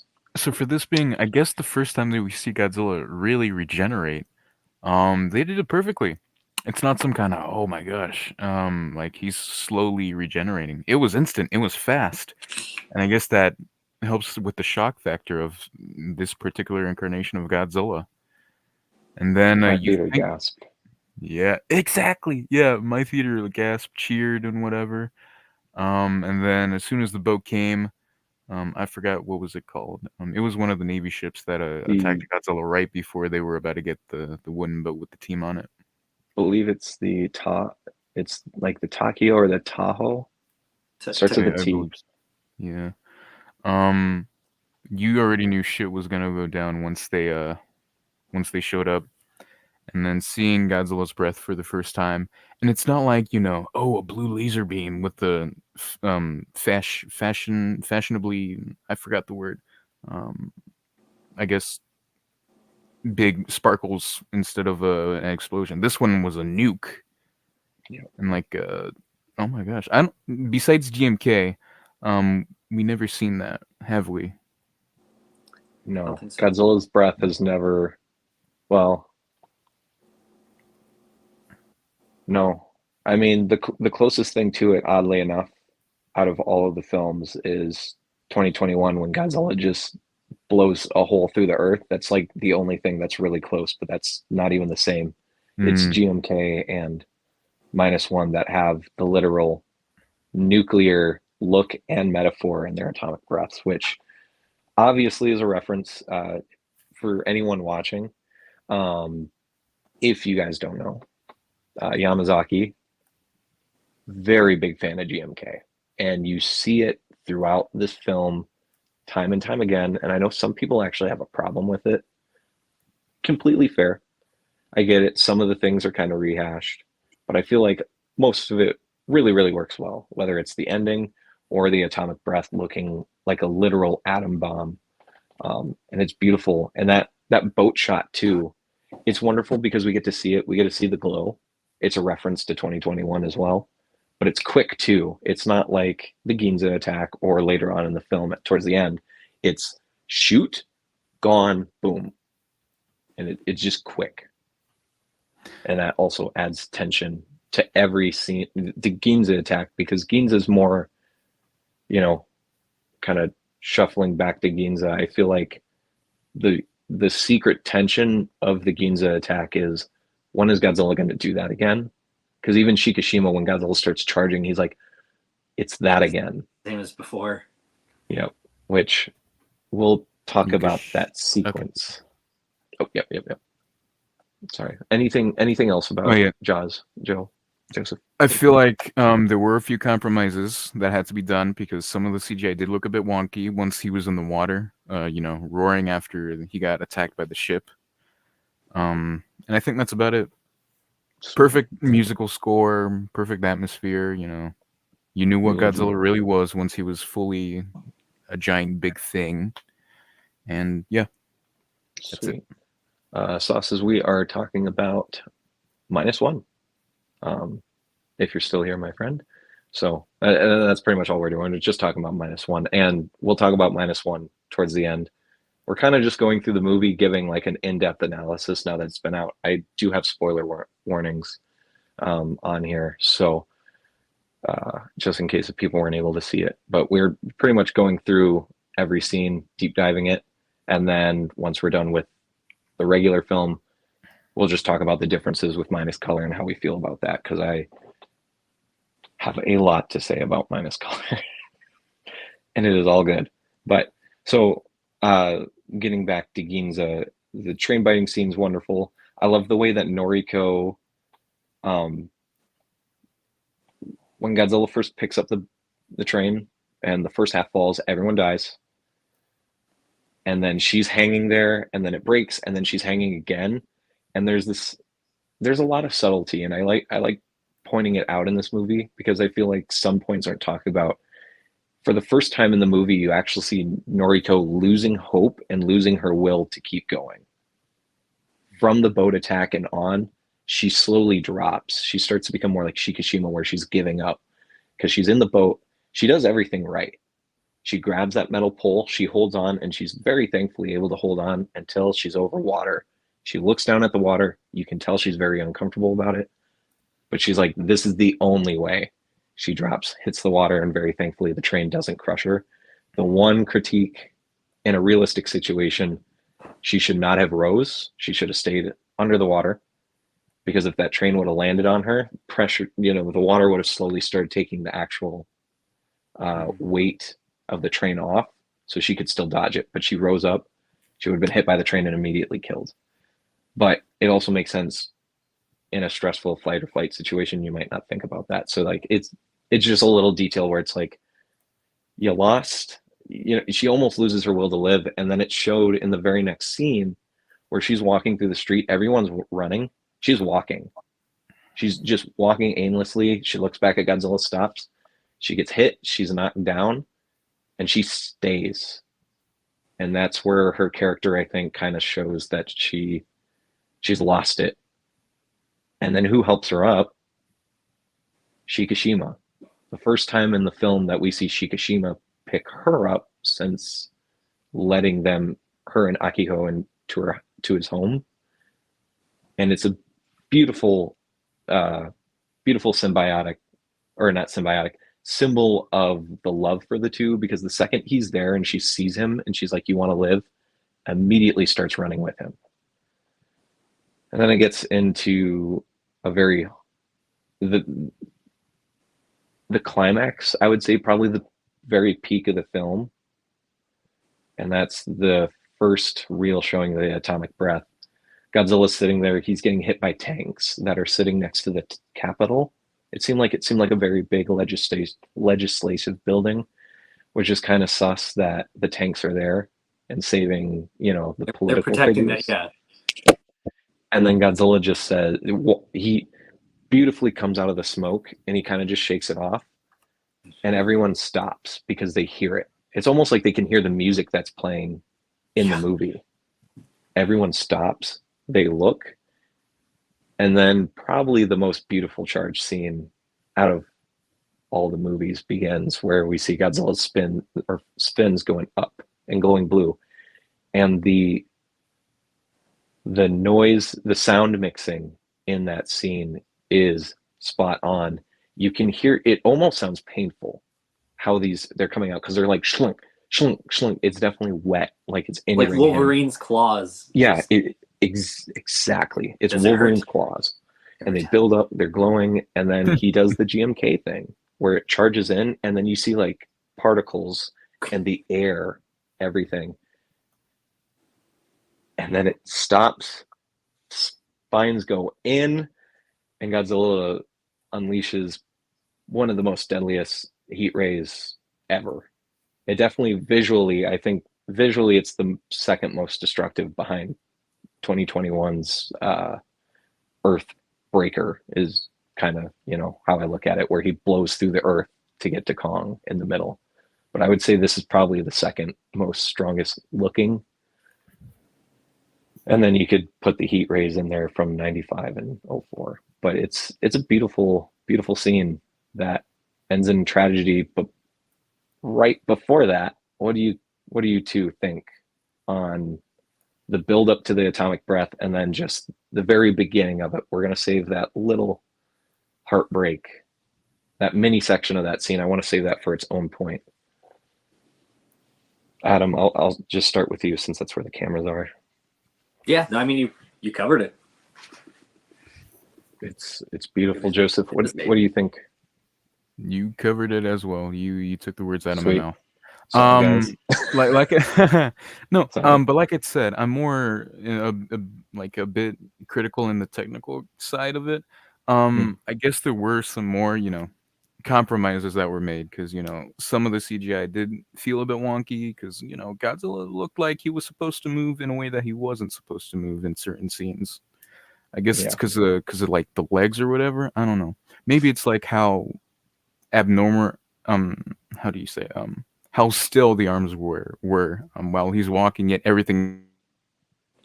Yeah, his posture is weird, and he walks weird. It is not like anything we've seen. It's kind of like Shin, almost like where it's like he moves the legs forward and then the legs pull the rest of the body back. I don't know. It seemed off to me too, but I mean that's a small nitpick in a otherwise. The feet. I think anatomically, like Shin, it's because Shin's a cursed being and shouldn't be there. Minus One also kind of takes that, but I think it's the feet, because he's got such big toes. Like you see it more in the promotional art, where a lot of his poses are on his feet. His feet are always like curled up. He's resting on his feet, like we do as humans and as animals do. You use your toes as, to help push you forward. So I think that's where a lot of it comes from, is that he's walking on his toes a little bit, because that's how his angle, he's got the chicken legs. This technically isn't, well, it might be different with an unreal creature, but I know with chickens and animals that their legs are built like this. The knee is actually where the ankle is, and the feet and the ankle are all one bit, and then it's just two different, knees. So maybe that's why. But yeah, the animation's weird when he first walks up, and he's just like, the arms are so still. With Shin, it makes sense because they're non-existent and they're like pretty much just bone. We see him use them a lot, and he shows that he can use them and they're big, but when he stands there, he is just kind of like this. Very typical, like 54 pose. Yeah. But it's super cool. Oh, Joseph cut out again. Internet problems. Hopefully Joseph will be back. Yep, there he is. I am Sweet. so sorry. I have no idea what's going on with my Wi-Fi today. It's a-okay, buddy. It's Joseph minus Wi-Fi. Yep, Joseph minus Wi-Fi, the friends that we made along the way. Oh, do you want no. to continue? Do you want to continue your point, Joseph? I didn't mean to cut in there. That's about it. The atomic breath scene, that was unique because it was like, I think, yeah, it was the first time as well where Godzilla, you see the spikes actually rise up. Because usually, every time they're slanted or they just stay still whenever he's charging. Definitely different this time, and I love it. It's almost. And oh, go sorry. ahead. Go ahead. No, go ahead. I didn't have anything. Just a quick comment. It's almost like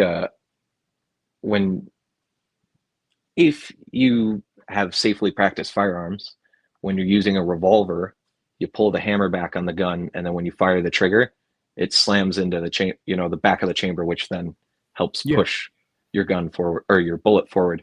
And that's kind of the first reaction when I saw it. I was like, "Oh shit!" It's like a revolver trigger when it all just sinks in and then it pushes it out. So, but please continue, Joseph. I just wanted to make that little comparison because no, that's it.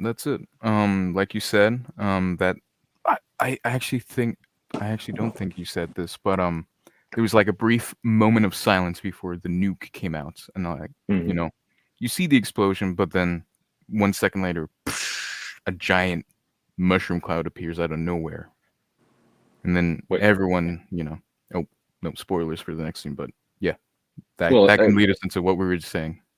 Perfect segue. It leads right into the scene where it hits, and like Joseph said, and it's done visually and audibly very, very well. You hear like the breath is like an explosion.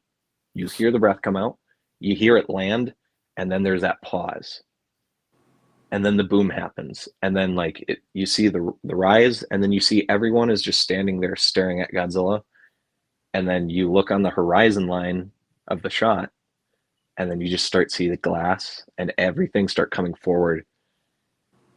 It's a very symbolic scene because it probably, that's what happened with the air raids. It probably is a very close scene by scene how people reacted, because they probably, I don't know, I should have probably researched this.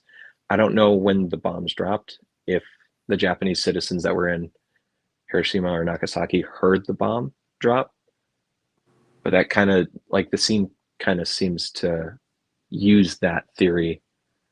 Like, if during the bomb, you see the bomb drop, which is probably what a lot of people didn't realize what it was. And then the same exact reaction happened, except this is Godzilla, which is a super.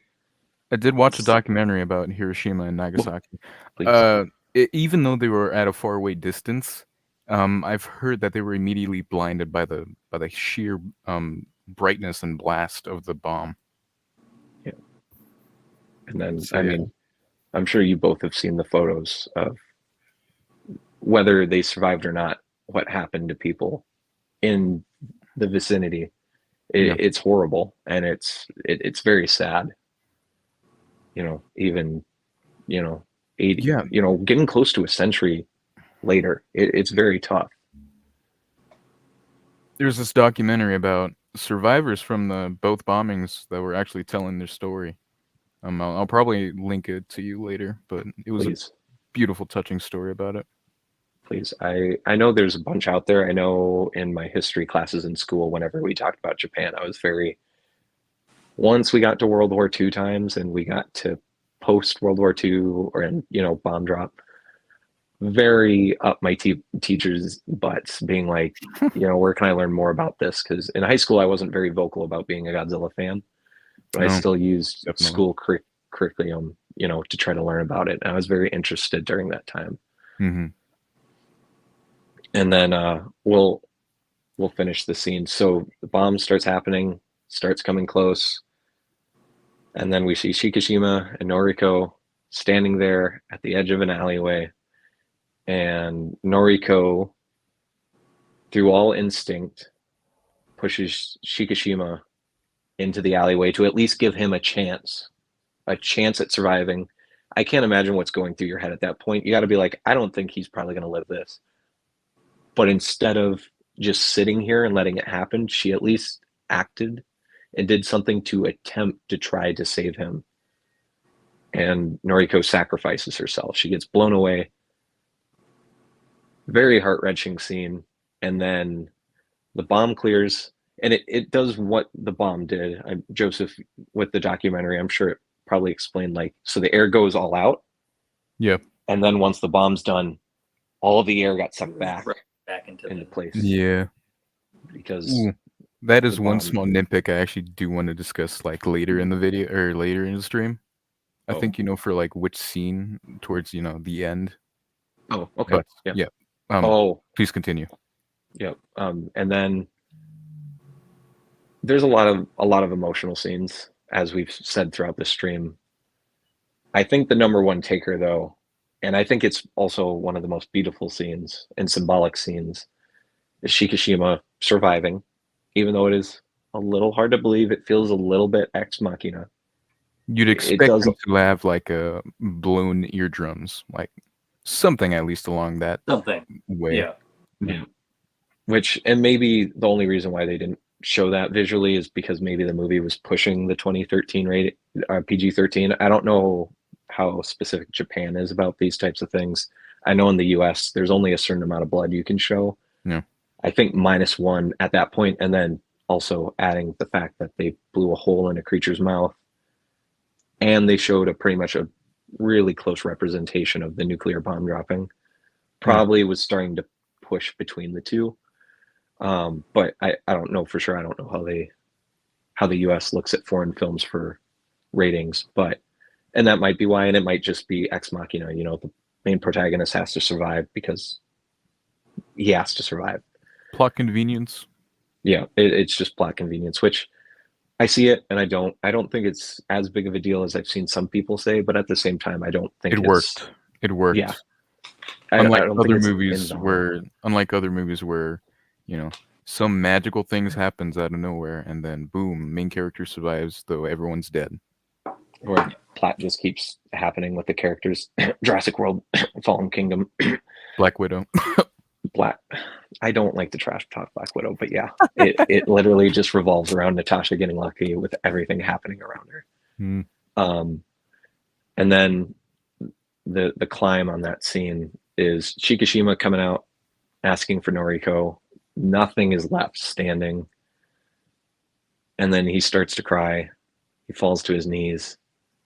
Not even crying, just a war cry, like screaming for something. Like he screams, and then we hear Godzilla groan.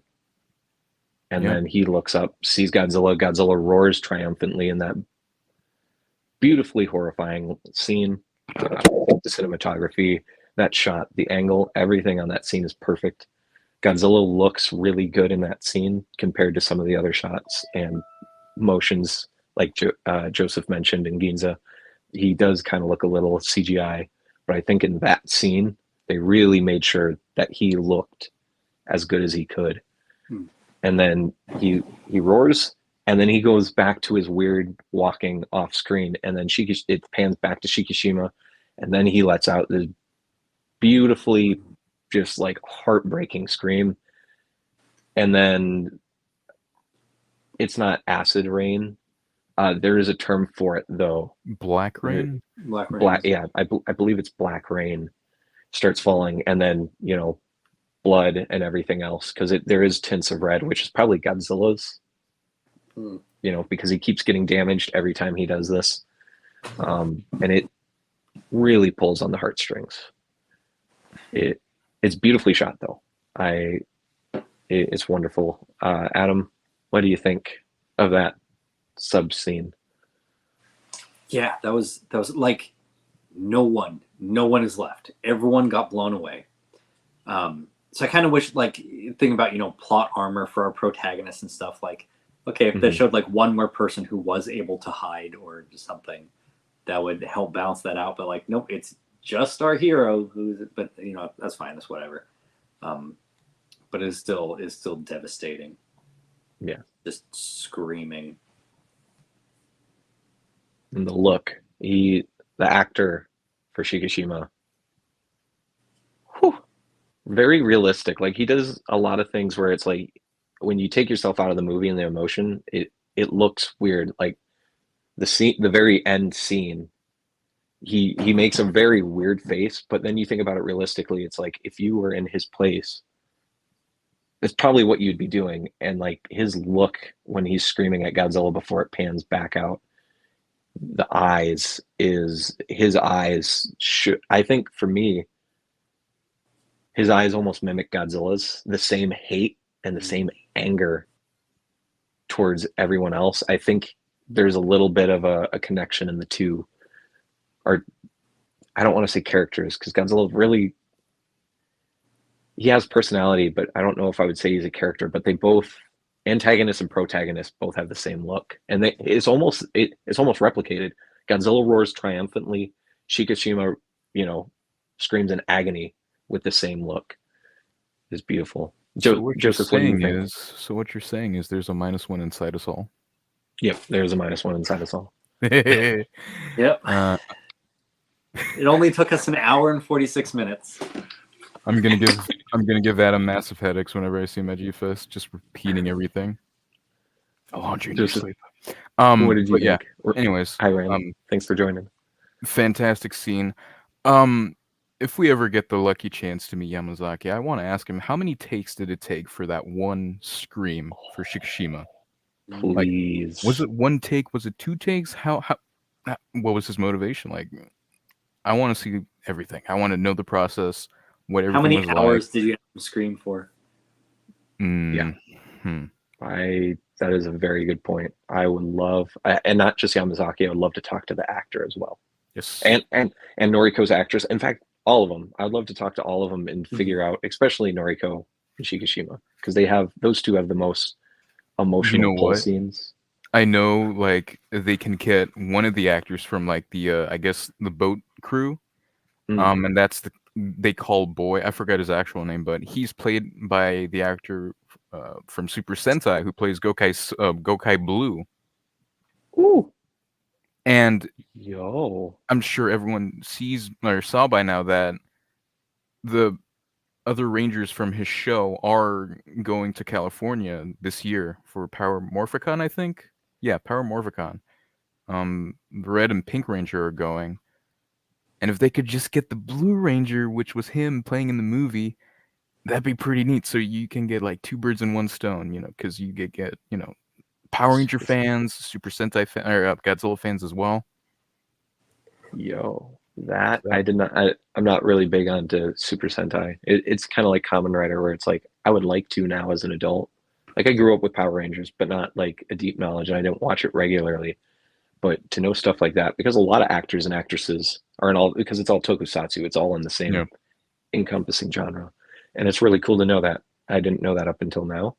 I'm not going to go to California just to meet him, but Joseph, if you go, well, please, he's not he's not going this year. If he goes someday, yeah.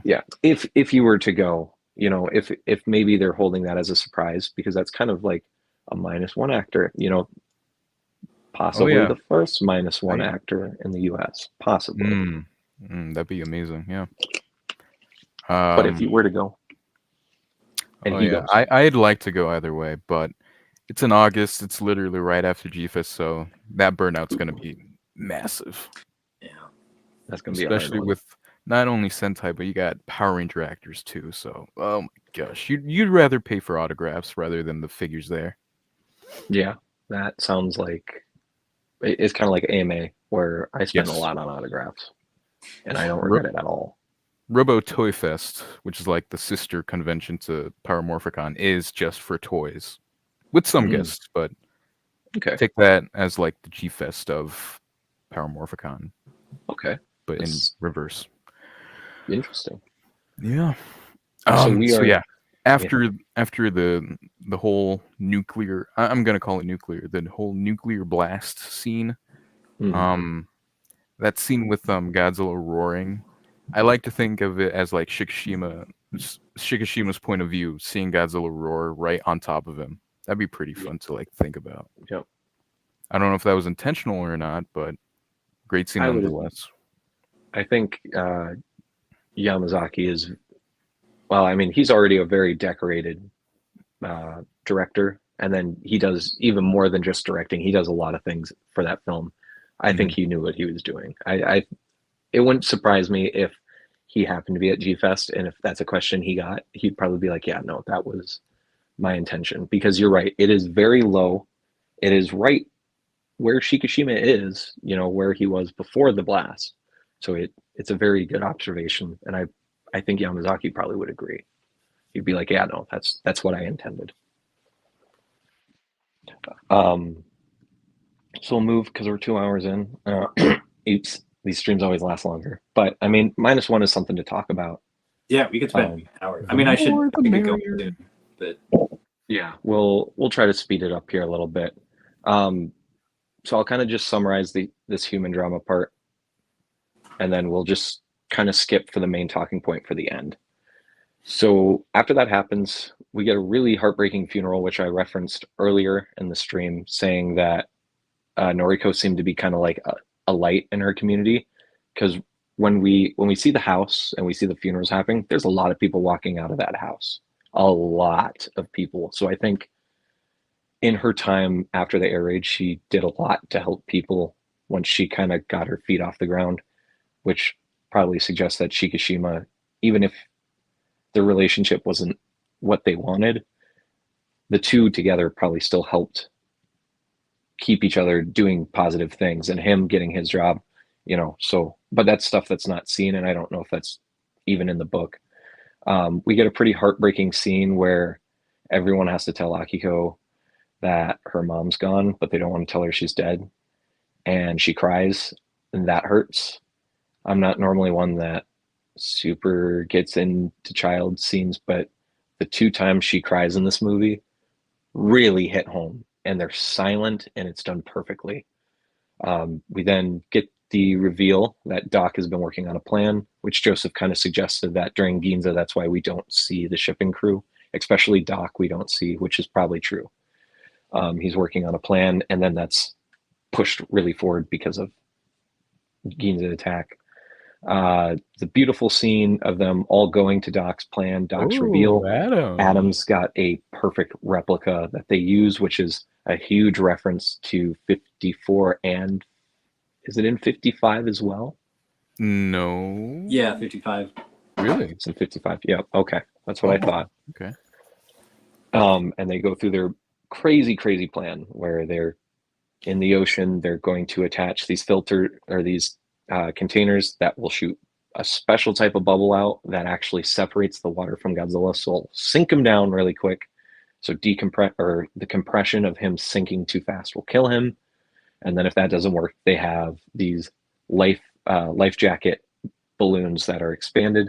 And then if that doesn't work, they're going to pull him up with the balloons, and then the decompression will kill him.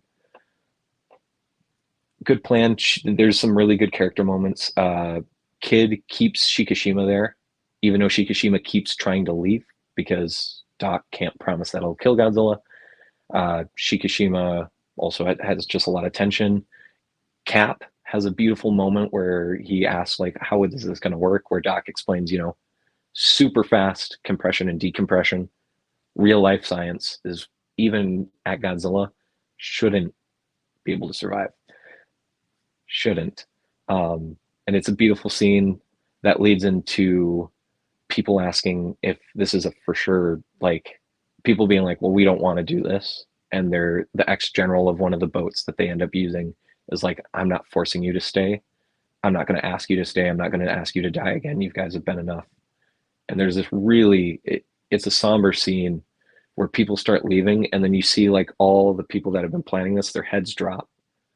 And then after a little bit of silence, one of the background characters like, is this a plan to go die? Like World War II was, where they were told it's like, you're going to go and you're going to die. And Doc is like, no, we're not sacrificing you guys, and we're not focusing on you guys getting killed. And then another character brings in, it's like, well, it's better than wartime. And then another character chimes in, it's like, well, if we don't do it, who will. The same exact thing that Cap said in the very beginning of the film, showing that although they don't agree with their government and their placement, that these men are willing to rise above and do what's right. Yeah, someone's got to do it. Yep. And it's very, very beautiful. And even Shikishima, you know, goes in with it, once again proving Shikishima is a good person. We then get to the scene I mentioned earlier, the one line throughout the whole movie that kills me. There's a small scene where they're at the bar, they're drinking. Cap is questioning Doc on his plan, that there's still holes in it, and they're fighting, and then everyone's drunk, and then Shikishima asks for a plane to help with it, because he's like, well, I'm a pilot, it's more nimble, if something goes wrong, I can bring Godzilla back in case he escapes the plan. Cap accuses him of being like, oh, so you got a death wish, you just want to avenge Noriko. And they have this really, really raw exchange of Cap being very mad and being drunk, so it's heightened and it's stressful. And then Shikishima's like, no, I wanted it too, but I couldn't because my war's not over yet. And that line, I feel like, encompasses this whole character arc throughout this movie. Very, very painful, especially if you suffer from PTSD or like depression. It does feel like a war, and I feel like it sums everything he's been through up until that point perfectly. And it hurts. Cap lets him go and sits back down. Everyone else is sitting down. Shikishima sits there standing, and it just hurts. And there's no music, nothing. It then cuts to the Shinden being revealed. Like I said, I'm going to try to just cut through the exposition. There we go. The Shinden's revealed. It's not flyworthy. It wasn't finished, which then gives Shikishima brings us all the way back to Odo Island. He's like, I know one guy who can fix this plane. And then we get a short montage of him trying to get Tachibana, to come back because he's just nowhere to be found. He asks Doc for more time. He sends out these notes, and then Tachibana comes up behind Shikishima, hits him with like a wooden board, like almost like for a house to keep it up. I forget what the term is, a pillar. He hits him with it, he knocks out, he wakes up. Tachibana is like, you wrote these letters and blamed me for Odo. And they have this beautiful, almost a realization of each other, realizing that they're, the Survivors Guild of Shikishima and Tachibana's anger at Shikishima for not shooting. They both realize those each feelings is not right. And Tachibana eventually then agrees to help Shikishima build the plane the way he wants to, fill it with explosives so he can fly it into Godzilla's mouth, suggesting that Shikishima is thinking about kamikazing once again and finishing his job because of his survivor guilt. Once again, another emotional scene because he has a panic attack. He starts shaking. He's like, I thought I was ready for this, but I still want to live. And at that point, it doesn't really reveal how Tachibana feels. He's just like, you got to be ready. And then it cuts to Godzilla being revealed through the Bowies that he's coming to Tokyo again, that they've got I think it's 10 hours. There's a small meeting where Doc has one of the most beautiful doomsday speeches, kind of like Pacific Rim. He has one of the most beautiful speeches where he's like, Japan has treated people like garbage. They don't value human life. And he goes through everything that they did wrong in the war. I also feel like it's secretly kind of a way, because Doc is like, he makes weapons and he, helps the Imperial Army technologically push forward. I feel like it's also Doc silently, well, not silently, but openly taking credit for not helping the people that are undering him and possibly making it worse and getting people killed. They reveal a fact that is pretty well known, that World War II, there was more Japanese deaths through starvation and sickness than actual wartime and death. And then he reveals that this plan is we're not going to sacrifice anyone. We're going to try to have everyone live. Skips to the morning. plane's almost done. Tachibana says something off screen and silent to Shikishima. Shikishima, he explains how the plane works, how he pulls the bomb, and then it backs up. There's a scene. We're not supposed to know what is said. And then Godzilla hits very close to Ginza, or at least the shipping docks. I don't know if it's specifically Ginza. He's in one of the bays. I can't remember which bay it is. It's on the tip of my tongue. And Godzilla, they have a boat that plays his roar in the music, or in the ocean, which I think is a slight hint to a sequel, which is why I think Yamazaki does have a plan for a sequel. He's already said that he wants another kaiju in the sequel. I think it's already very much put in -1, because they use Godzilla's own roar as a territorial message to Godzilla to bring him to the bay. And then they're all getting ready. Godzilla speeds up. He actually, it's quite quietly suggested that Godzilla actually speeds up once he hears his roar, gets to the boat way quicker than he was supposed to be, and absolutely destroys it. He picks it up out of the water, puts a hole through it, throws it. Very, very angry. Very, very pissed off that he's hearing another roar, pushing that territorial point. Then Shikishima takes off. There's a cool scene where Shikishima's like, he's testing the plane. He's not used to the Shinden. But there's a scene where he's over and he's looking over the land of Japan. He's like looking at this farmland. Almost seems to suggest to me that maybe some point in his life he lived on a farm. It's almost like he's looking at the land. He's expecting to die, even though there is something he knows that we don't. And that leads us into the final plot of the movie, or the final sequence, Act 3, which is the beautiful plan of taking down Godzilla. The music, they use another Godzilla suit that's edited. It's sped up. It feels very Showa. I'm sure you both will agree. It feels very, very, like, it feels 60s Showa, mid 60s, like 64, 65. It's Godzilla vs. King Kong theme. Yeah. Yep. And then it's sped up, and it works. And it's not the Ifukube track. It is a re-recording. Yeah, it's not totally just sped up. It's a cover. You say King Kong versus Godzilla, but that kind of, it was obvious. It reminded me of Destroyer, because that same thing appeared at the end credits of Destroyer. It's the end credit thing. Yeah. Yep. Because I don't think we heard it sped up in the original. Nope. Did we? It was all slowed slowed down. That fast. Yeah. It's more of a slow build, especially in King Kong versus Godzilla. I feel like that's where you really notice it. And then in Destroyer, it's just an end credit scene. I love it. Yep. But I'm so glad that score made it onto like the movie rather than the end credits. Yep. And then it's beautiful. The speed up works. It works with the tension. It really works with the tension of them wrapping Godzilla with wire to set up the whole point. I'll just summarize it quickly. It's like go ahead, Joseph. We gotta do this faster, else the plan might fail.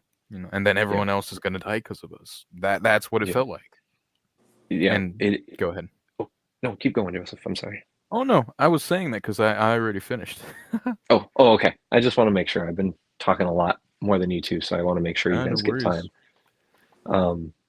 So we kind of skipped a little bit. Before they do that, Shikishima's plane flies over Godzilla. He's on the mainland, going straight to Tokyo. And it's very clear Godzilla does not like the plane, which I think hinted at in Odo Island, because he does growl at Shikishima in the plane. He doesn't destroy it first, but then once he's shot, even though Shikishima's not in it, he then blows it up. I think it's kind of a reference to show that Godzilla really doesn't like something flying, as a territory. Plus planes are loud, especially back then.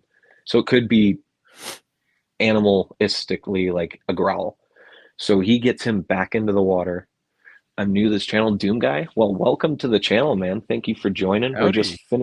We're finishing up the end of -1. I kind of putsied the first half, so I'm trying to just get through it so we can get to minus colors, so then we can end the stream within a pretty quick time. Adam's got things to do. Joseph's got things to do. I've got more things to do. I have a whole new review I have to start recording tonight, thankfully. But so Shikishima gets him back in the bay. They go with the plan. Joseph mentioned that the music works with the build. There's a beautiful scene where it's like in the island that Kong's from, they have that section of the Godzilla theme, like the drums, like the dun dun dun dun, and they use it at when the boats are crossing each other, and then they hit, and the general's like, we have to connect with the boats are going to hit each other, and that's a-okay. Just brace yourselves, and it just works. They get it around. Ooh, the iPad's going to die. Fun. Um, they get that. They get Godzilla wrapped. The boat. They get him tight. They sink him down. He gets to a lower spot. He's dropping. He gets past the 1,500-meter mark where they needed to get, and then he stops, which is beautiful. And the scene for it is beautiful. So Godzilla's falling. He's still blue because he's charging his breath. He blows up 2 deco boats with his atomic breath, and he starts charging it again very quickly. And he's sinking, and then he just stops, and everything freezes. Like he freezes, the atomic breath goes away. He almost becomes ice, which makes sense. It's super cold back then. Then they're like, I don't think we killed him. So then they start raising him up, and then he resists against it. He pops the balloons, which makes sense, or the flotation devices, because obviously, sharp claws, sharp teeth. Then their all hope is lost, and then something I didn't mention with the armed, or with the plan, the final night for the plan. Doc and Cap tell Kid not to come with them, and they say this very beautiful, very Japanese culture line where they're like, you can't, they don't say it to him flat out. They just say, you're not coming. And then they start ignoring. And as they're walking away, they both agree, we leave the future up to you. Very symbolic, leaving it to the younger generation. I love it. But he comes back with all of the harbor boats that help, boats that their engines die, they can't move. And then they show a skip ahead to them already being set up, and they're pulling it apart, and they start pulling Godzilla up again. And we get what is almost, debatably between the 3 scenes, my favorite scene is when Godzilla is revealed again. He is thinner, he's broken down, he's got white, like frozen chunks all over him. His head is smashed in, and he's got these big, bold, blind white eyes that are beautiful. And everyone's like, he lived. And then Godzilla starts charging again, and there's this beautiful silent moment as like you see everyone's just like, they're just accepting it, or some are accepting it. The general's telling everyone to like try to get away as soon as they can. They're not going to, and it's just silence, silence, silence, and the silence crescendos into hearing the plane engine again. Shikishima has been off screen since the plan kind of starts after Godzilla blows up the 2 deco boats. And it's this beautiful, he comes in and they play like the -1 theme. It's like Eulogy and another track mixed together. I believe it's it starts with an R. Resolution. Because it's Resolution and then Conclusion, I believe, are the last 2 tracks before Suit 3 on the CD. And it's beautiful. It's this big moment. I remember people were cheering all 4 times on my theater. People were cheering, clapping during the scene. It's a huge scene. He comes in, he's flying towards Godzilla. Godzilla is almost ready to blow everything up. Plane hits Godzilla's mouth. It's beautiful. It's very dramatic. It's very over the top. Godzilla's charging. He's about to fire. Plane hits, and he reels all the way back. We see the plane.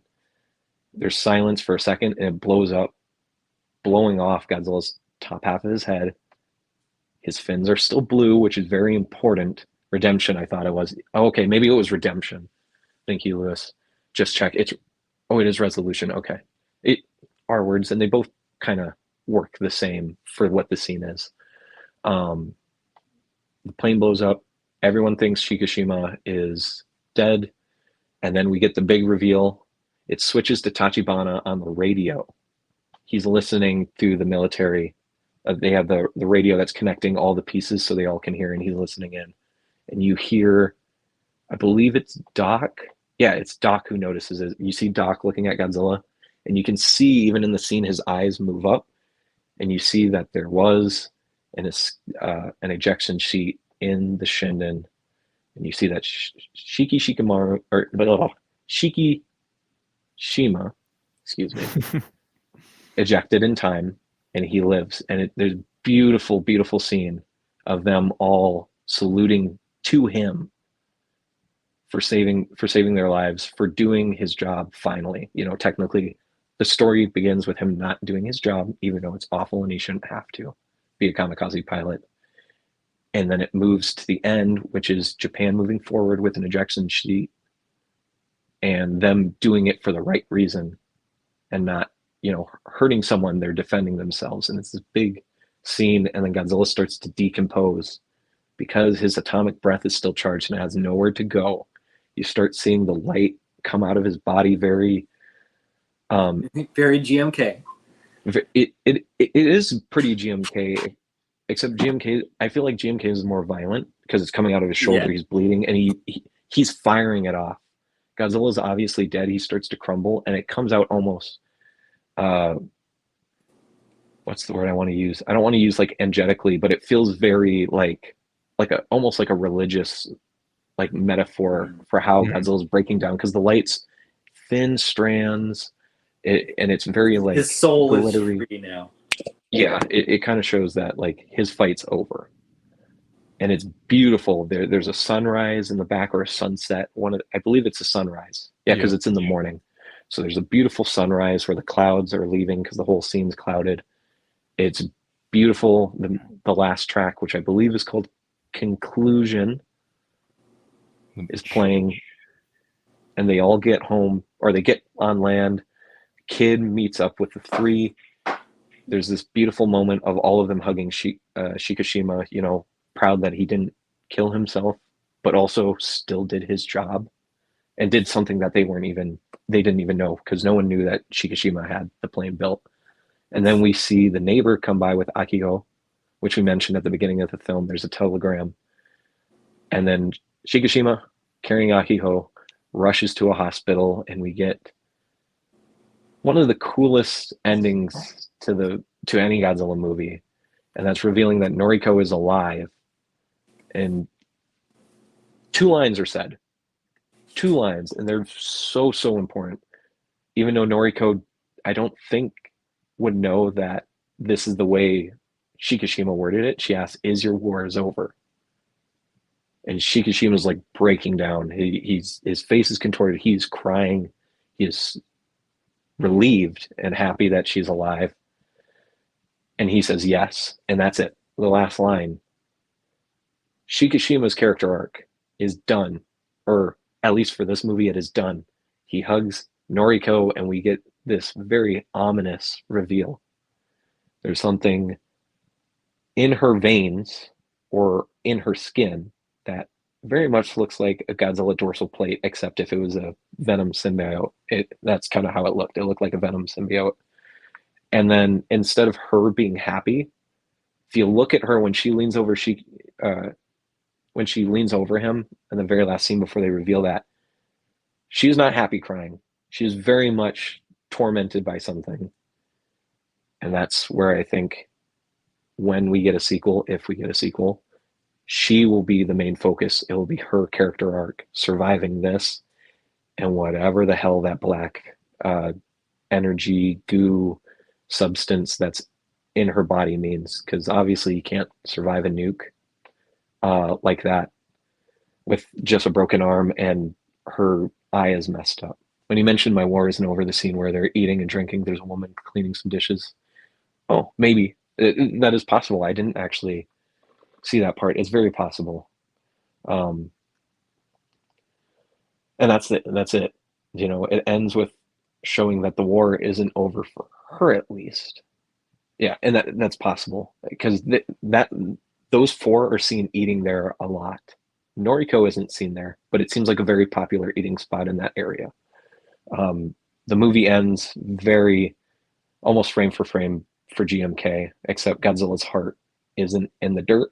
It's just floating. Godzilla, I believe Suit 1 starts, well, actually, I think this is the actual Akira Ifukube theme starts playing, and Godzilla's heart starts beating, and it starts regenerating. Movie cuts. Super beautiful. I love the way the logo comes up on the screen. I love the way it fades in and out. I always try to get a photo of the title screen of my movies at the theater. That's the only photos I take is of the title screens, or if like I'm making a snap, I'll take the credits. I'll never take a photo of the actual movie. I love the way the G, and that's the first time the movie never actually has a title sequence until the end. It never says Godzilla Minus One. The G logo is never in the beginning like most movies. It is at or most Godzilla movies. You know, normally the logo comes up the Godzilla versus or Godzilla, the Return of Godzilla. Didn't do it. Happens at the end. And then we go into Ifukube music. Kaiju United. Oh, Jacob, hey, thanks for stopping in. Who should handle the home video release? Well, not Cleopatra. Exactly. If you want my honest opinion, whoever Legendary is working with for theirs, I think is a very possible idea because we do see this with Japanese IPs or Fox. Because the first two Dragon Ball Z movies, Dragon Ball Battle of Gods or Dragon Ball Z Battle of Gods, Dragon Ball Resurrection F, both got taken by Funimation and Fox.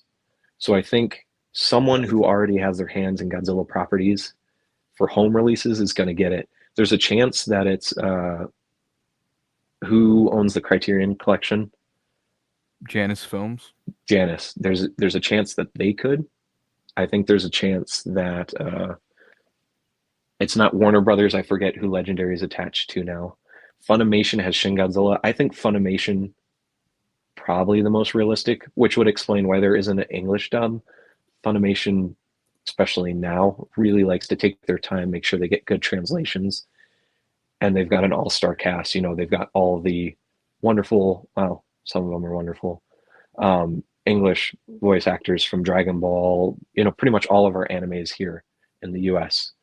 Most of them are them. Godzilla 2019 and Minus One are the only Godzilla's movies that gave me the titles at the very end. That is true. King of the Monsters is also the same way. That is very, very true. So, I guess to answer your question, Jacob, if I were to bet, I think Funimation's going to get it, which isn't, it works because even Japan doesn't have a release date or even an inkling to when a physical release is coming out. And that kind of suggests that the rest of the world is getting their dubs prepared, even though Japan should just be able to release it. You know what? There might be a group release. This kind of worries me because Shin Kamen Rider was released last year in the summer, and we still have not had a physical release yet in America Prime or in Japan. Not even in Japan? Yep, not even in Japan. It's because Amazon Prime owns it everywhere. That is why when that fake news broke that Godzilla Minus One was coming to Prime, I said in our group that is very, very bad. Yeah. Oh, yeah. Because Amazon specifically, I believe it's in their contract, unless they want a physical release, nothing will get a physical release. Doomed. Yeah. So I'm stuck with my low-quality bootleg DVD of it. Yeah. I mean, The Boys, I think the newest season of The Boys on Prime doesn't even have a physical release. It took forever for season 1 and 2 to get a physical release. The animated show and the Academy show doesn't have a physical release. Season 3 has a Blu-ray, yeah. Oh, does it? Okay. Yeah. So it did come out. Okay. I know season 4 is coming out this year. But so to answer the question, I think it's Funimation. I hope we don't get a streaming announcement before, and I 100% hope it is not Netflix. I really hope it's not Prime. If Crunchyroll gets it, that means it's Funimation. Funimation gets it, then we're good. And I hope, I've said it in the group chat, I hope Minus One is a release. I hope it comes with Minus Color, which can get us into Minus Color. But I also hope Minus Color is separate because I really want them to attach Shin Monochrome to Minus Color. I don't think Monochrome Shin is ever going to get a physical release if it's not attached to another black and white Godzilla movie, especially if it's not modern. I feel like that's the way to do it. And it would work because if Funimation owns the rights to Minus One, they already own the distribution rights for Shin, and they can just throw it in together, in my opinion. So that's kind of how I would like it. But if they were to do Minus One and Minus Color, I think they just do a reversible cover. Yeah, I think it will be like a $40 4K box set, and hopefully the US gets it in 4K right away. I have hope. My wife has been asking me every other day if any news. Yeah, We've been. Yamazaki and Toho made a comment recently that they actually don't even have a date yet either. Oh no. Yeah, it's going to be a bit. I would guess summer at the earliest, There's if been it's not announced. there's been so many announcements, quote unquote announcements about Minus One being released. Um, you got that box set from that. I forgot the name, but it was that box set, and then that steelbook, which was obviously the MonsterVerse Okay. the MonsterVerse head attached to the Minus One body. At this point, I just don't know what to believe in anymore. I'm just Yep. looking at Facebook, just hoping that one day, we're actually going to get a full-on Minus One announcement. So I know Adam needs to go, or he's getting ready to go. So I'm just going to switch it to color or minus color. Adam, what did you think of minus color? I liked it. I love that they didn't just put here's a black and white filter on it. I love how they actually went through shot by shot, worked everything, heightened the contrast. So there's some things I noticed there that I didn't see the first time around, like his ejection. That the first time I saw it was in minus color. I actually see him eject from the plane, and so many things I noticed. I don't know if it was because of the lack of color and the way they reworked it, or if it's just because it's the 5th time I'd seen it, and now I'm looking for more stuff. So I don't know. I prefer it in color just because I like color, but I think it was worth seeing for sure. Yeah, I agree. I think I hope anyone who could get a chance did see minus color. Adam, if you need to head out, be free to anytime, man. I'm sure me and Joseph probably are going to have a stack to say about minus color. Yeah. So whenever you're ready, I'll come back later and watch. Get all caught up. Yeah, man. Thank you for stopping by. Bye-bye. It's always a pleasure, Adam. Thank you. Talk to you after the stream. Yes. Bye, buddy. That better be right. Oh, darn it. Thirsty Thursday Toys, everyone. Wonderful, wonderful, wonderful human being. So I guess I'll talk about minus one because I have not on the channel talked about minus one at all. Oh, I did want to say something.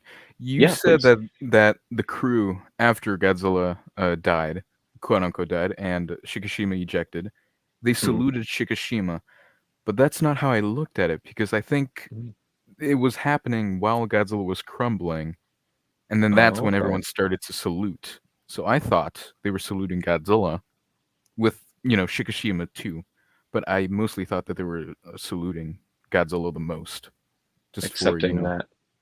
Accepting that created it. Yeah, and that this poor broken soul finally free, even though that's not really the case because of the end credits. Saluting Godzilla as well, and I have thought that that was my first thought, a sign of respect, which exactly what Lewis said, took the words out of my mouth. Would work with a sequel because that's where I want the sequel to go. Godzilla in this is a nuclear, is a symbol for nuclear radiation, and the sequel I would rather than focus on the literal consequences of the creation, the mutation of Godzilla. Kind of it works perfectly with how 84 and 89 work. It's the same, almost the same exact thing. They teased it right after the Ginza attack, how everything's got contaminated with radiation. Yeah. So if they do make a sequel, will Ginza be fully rebuilt or just a no man's land type situation where no one's there? It's all, I hope not. Chernobyl. That's the word. Chernobyl type thing. Everyone's gone, abandoned. Yeah. I hope it's like that. Because the thing with, since we're talking about the sequel, I guess we'll focus on it a little bit. The thing with the sequel that's hard, this is a hard film to follow up. You can't do the same thing again. You can't just have Godzilla regenerate and start attacking again, because Adam and I mentioned it pretty at towards the beginning of the stream, that pretty much just writes out everything that happened in minus one. So there has to be a new theme, and I think whatever happens, whatever happened with Noriko, um, Shikishima starting to learn to love and to live his life again is going to be a big thing, and helping Noriko the way that she helped him. I would hope that there's a little bit of a time skip and Akio is older. I think if you want to pull some really emotional strings, make her like a teenager, and then have her go through what her parents did, except, half their age. I think that would really, really, you know, continue the emotional arc. Have Godzilla reincarnate, regenerate, have him look different. I personally think the design will be maybe not completely different, but it's going to be different. I think it's almost going to look softer and not as angry. And I think there's a possibility to where they can make it towards the end where Godzilla isn't necessarily a villain. This is wishful thinking, but they could do like a tribute design to 55. That's something make I him would like them thinner. to do. Yeah, That would thinner, be cool. ears popping out, interesting head shape and whatnot. They could just make the sequel, Minus One is very much like a love song and a tribute to 54. So if they made Minus Two or whatever they call it, has Godzilla, if they minus zero and they make it more like 54 or 55, and because it's suggested that there probably will be another kaiju, I really hope it's Anguirus. It's the Anguinus, sir. I don't want King Ghidorah. I really don't want King Ghidorah. I'm burnt out of King Ghidorah content. Well, except for those shorts. That's yeah. I'm happy with Ghidorah coming back for his anniversary. For the suitmations and stuff, it works. But seeing him in these big budget films is getting exhausting.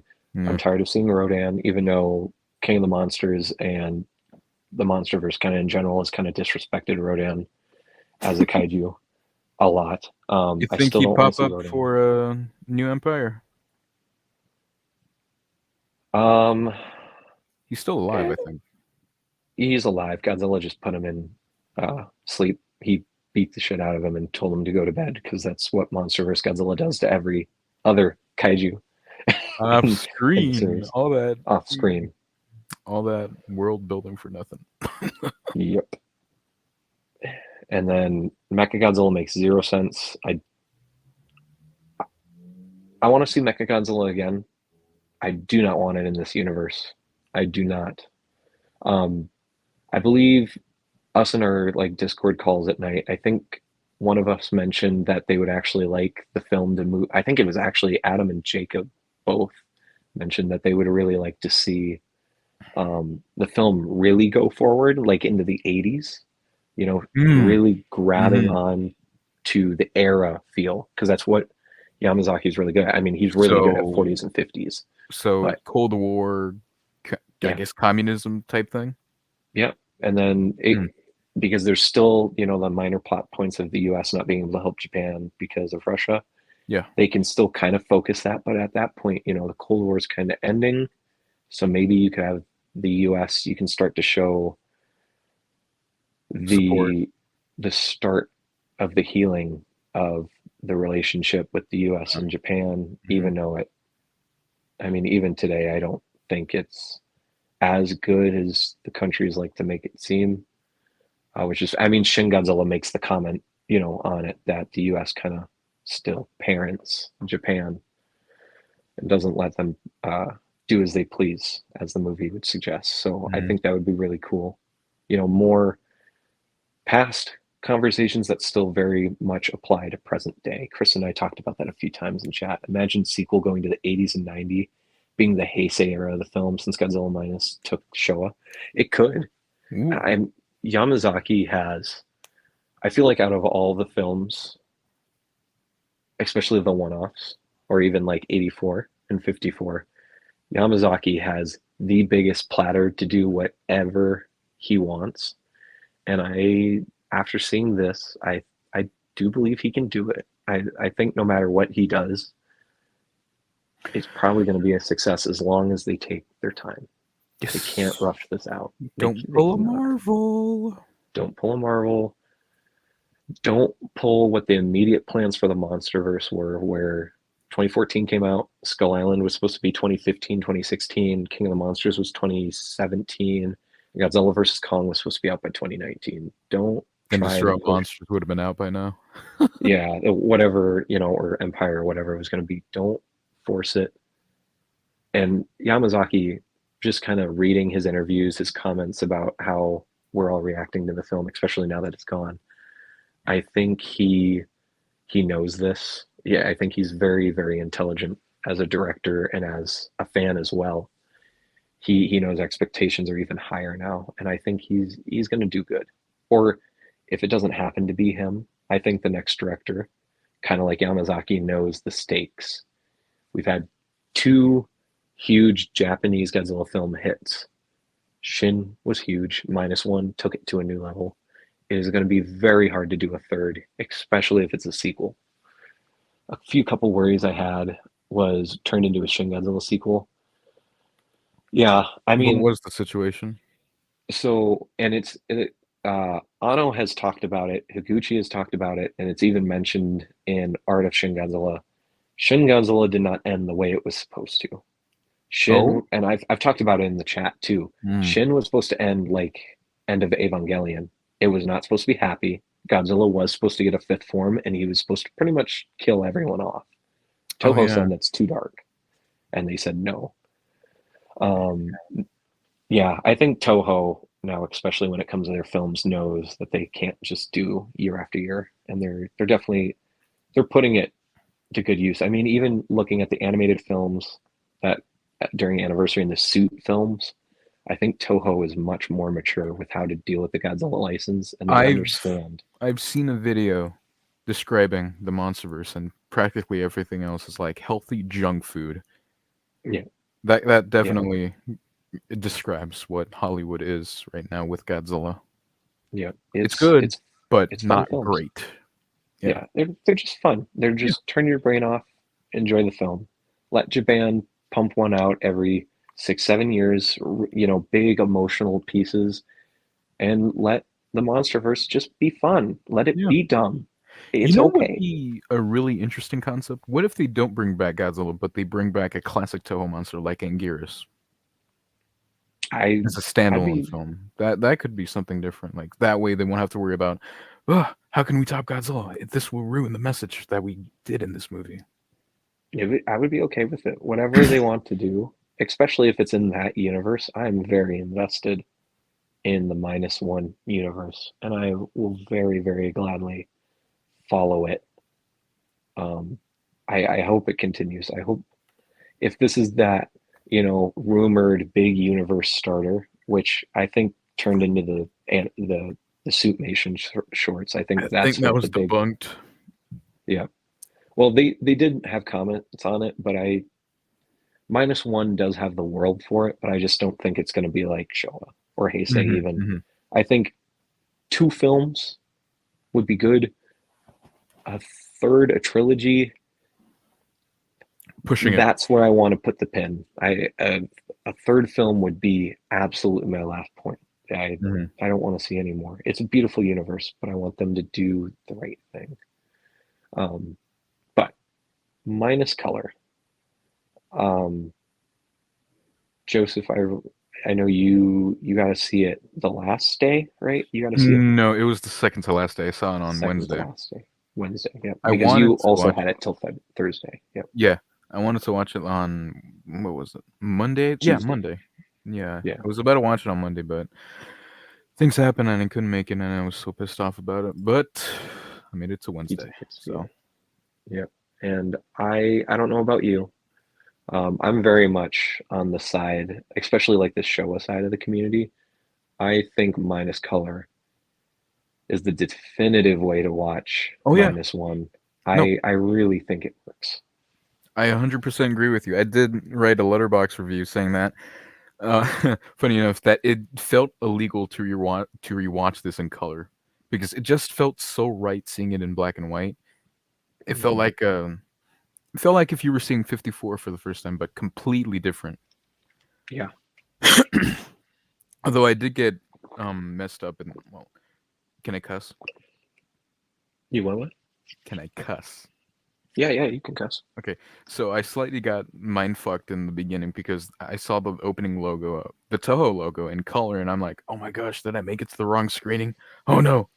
But seconds later, and this is what I like about the movie, they actually took the opening Toho credits from the 54 movie and just pasted it into -1 or minus color.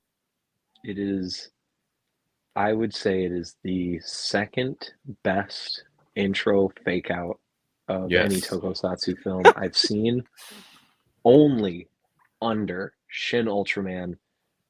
I don't think anyone can convince me anything is better than the opening to Shin Ultraman, where it opens up like Dude, Shin Godzilla 2, Shin and Ultraman. then Gomez, and then it's revealed that it's Ultraman. I love that intro so much. I'm gonna have to watch Shin Ultraman I tonight, I think. genuinely wanted to give Higuchi a shake on the hand because I knew what he was doing. He was definitely recreating the Ultra Q and Ultraman opening scrolls, and I'm like, "Mwah, Yeah, beautiful."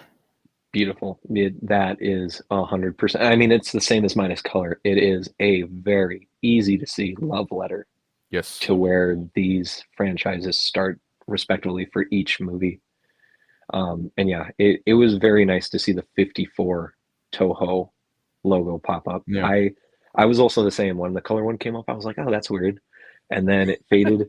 I tried to get a picture of it, and I think I have a very blurry photo of the black and white Toho logo. I have a photo, I think. Yeah, Yes, I do. yeah, you posted one, and it is beautiful. I love that they did that. Perfect way to bring in the film, to bring in, the era piece, as people have called it, and And it's just beautiful. this is something that I actually did tell you guys about. What if instead of like, keeping the original Toho logo at 4.3, what if they actually kept the entire movie at 4.3, but I with its actual IMAX aspect ratio? Because sure it looks big, but like from what I've seen in videos, it's just a very big 4.3 aspect ratio. I if the movie already looked as crisp as it does, and it got put down to that ratio, I can't imagine how beautiful it looks. I just know that a lot of audiences, especially on the US side of things, I mean, there was already some pretty good complaints, even though both of my movie theaters made it very clear, even when they recognized me, when I went to the same one the third time, they still made sure it's like, this movie's in Japanese, this is black and white, subtitled. And I was like, I'm in a full Godzilla gear. This is my fourth time, man. I'm not trying to pick at you or say you're doing the wrong thing. I just wanted to say, I know this, I'm okay with this, but thank you for letting me know. Um, I I remember it was my third viewing. I had a group of teenage kids, and when they walked in, the movie was just starting, and they're like, "Man, oh man, what a weird joke to say that it's Japanese and it's in subtitles." And then when the movie started and obviously revealed it's subtitled, there was a few audible like disappointed groans. Oh, we're doomed. By the end of the film, they were very happy. Oh. Very glad Minus One has shown a new generation, kind of what anime did with Attack on Titan when Attack on Titan first came out and it blew up. That there is nothing wrong with watching your shows in its original intended audio broadcast with subtitles. It is hard. It You does take a while to get used to. I'm not going to lie. It took me most of Dragon Ball Super's original run to get used to a subtitled, non-English Dragon Ball. But once I did that, I fell in love with it. I hear Just a a second. dog. Yep, Tater came in. I gotta mute myself. Um, okay, so I'll just tap in here. What Tanner said, this reminded me when I watched Minus Color.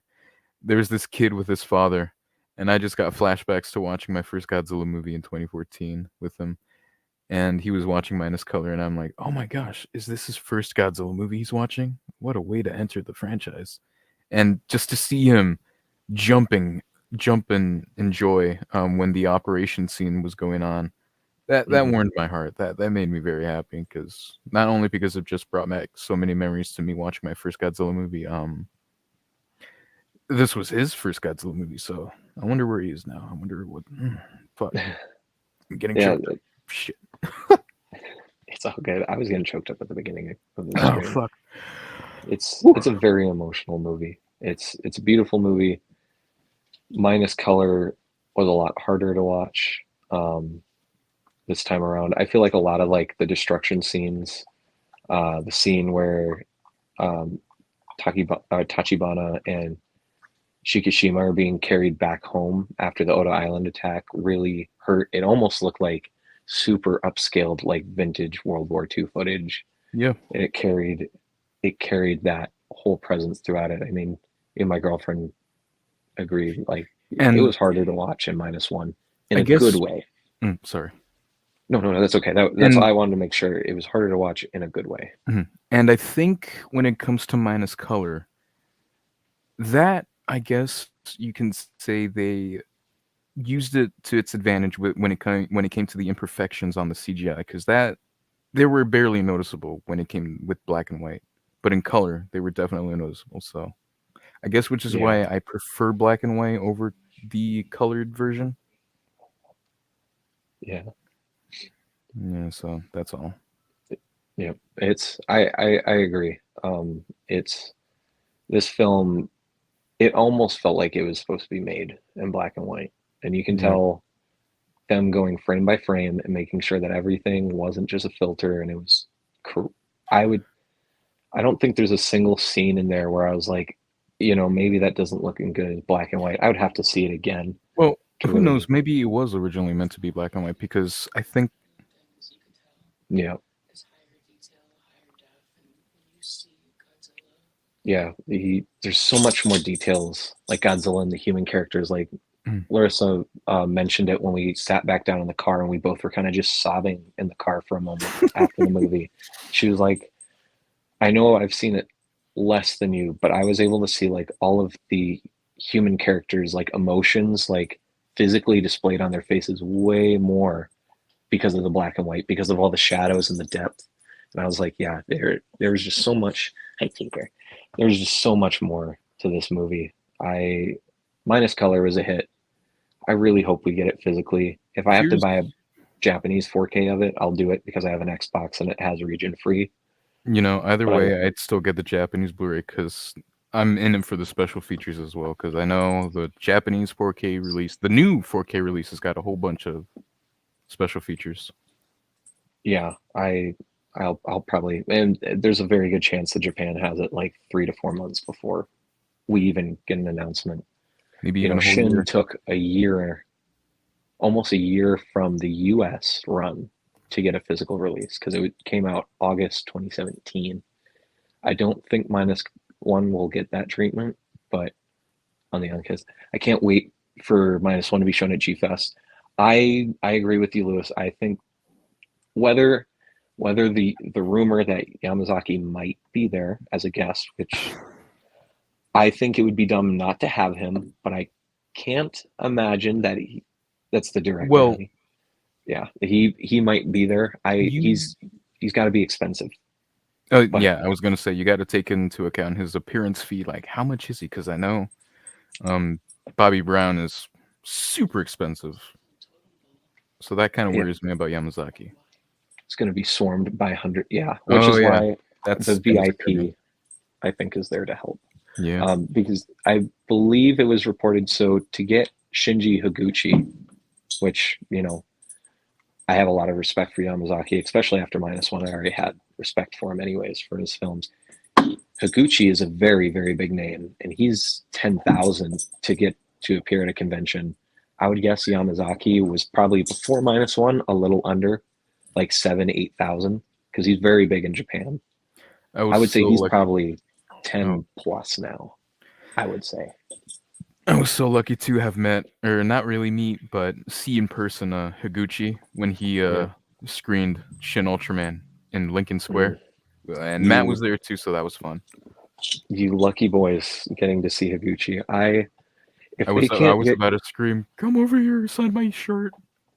if they can't get Yamazaki, I would say Higuchi would be a calling card to fill that spot because they're going to have to bring someone big this year.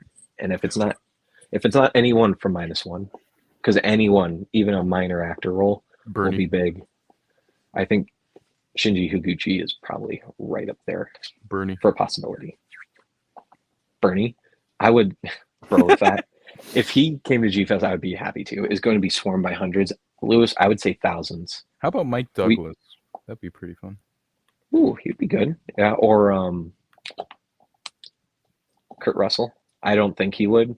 Kurt but Russell, yeah. That would be pretty big. I'm sure he's like closer to the hundreds of thousands to make it. Get his son instead, Wyatt. Get Wyatt. Yeah, I would get love both to of meet them. him. Both of them. Get both. That would be wild.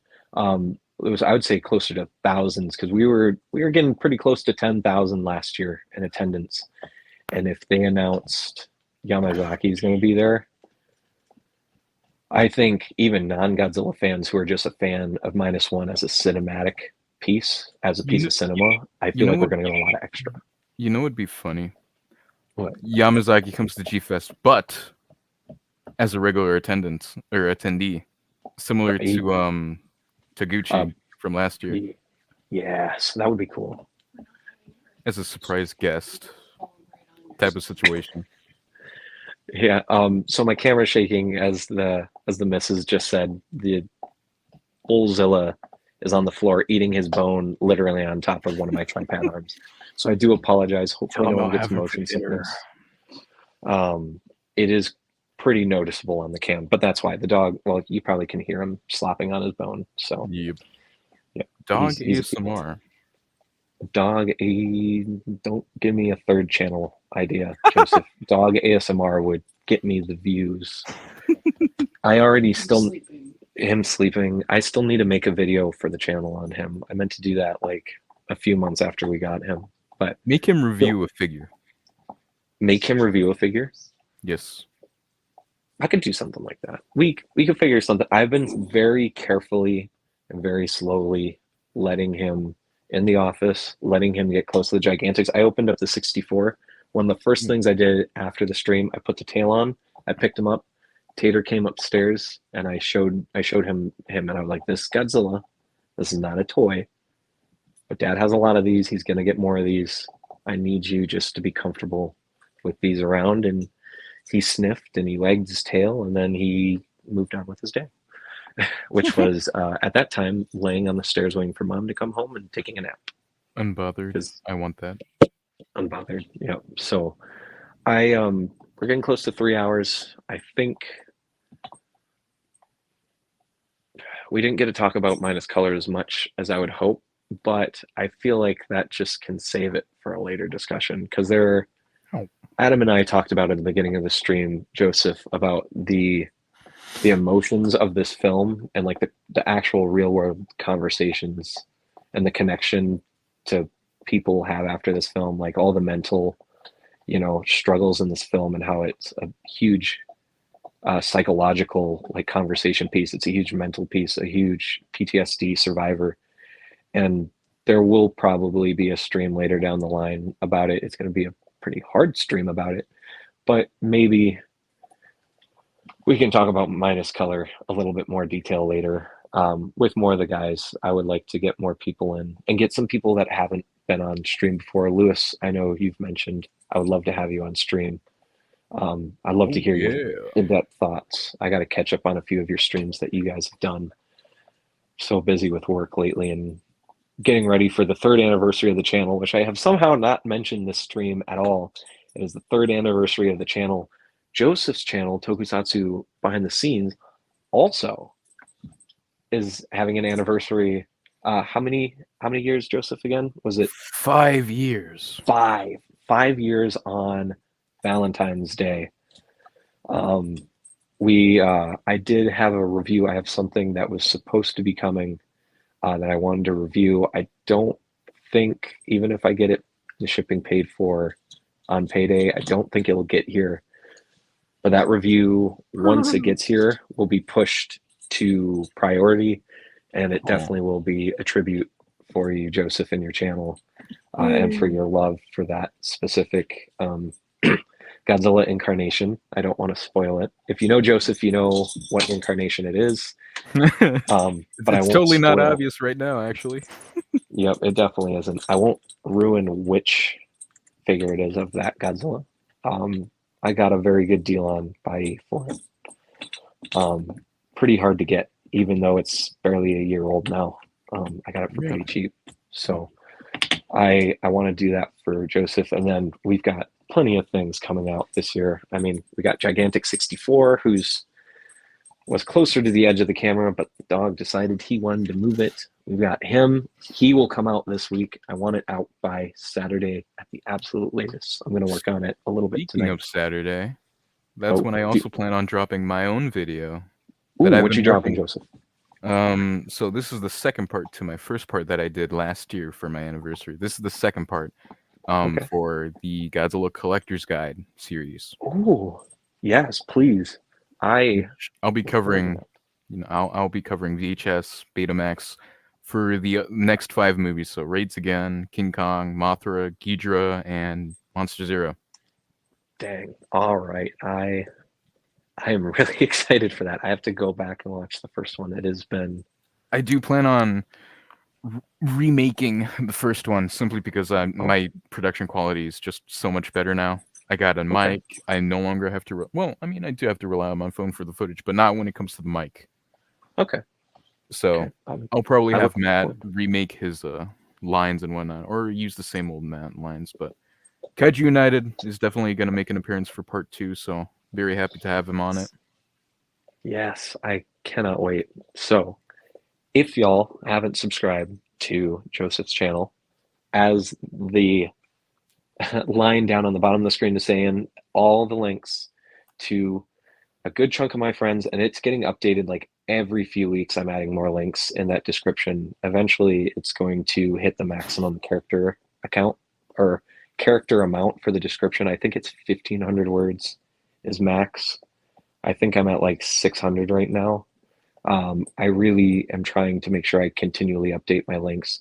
Joseph's channel, and I believe his Instagram is also on there. If it's not, I have to re-add it. No, it's definitely on there. I got 2 for you. Go down, follow him on Instagram. He posts wonderful like behind the scenes clips.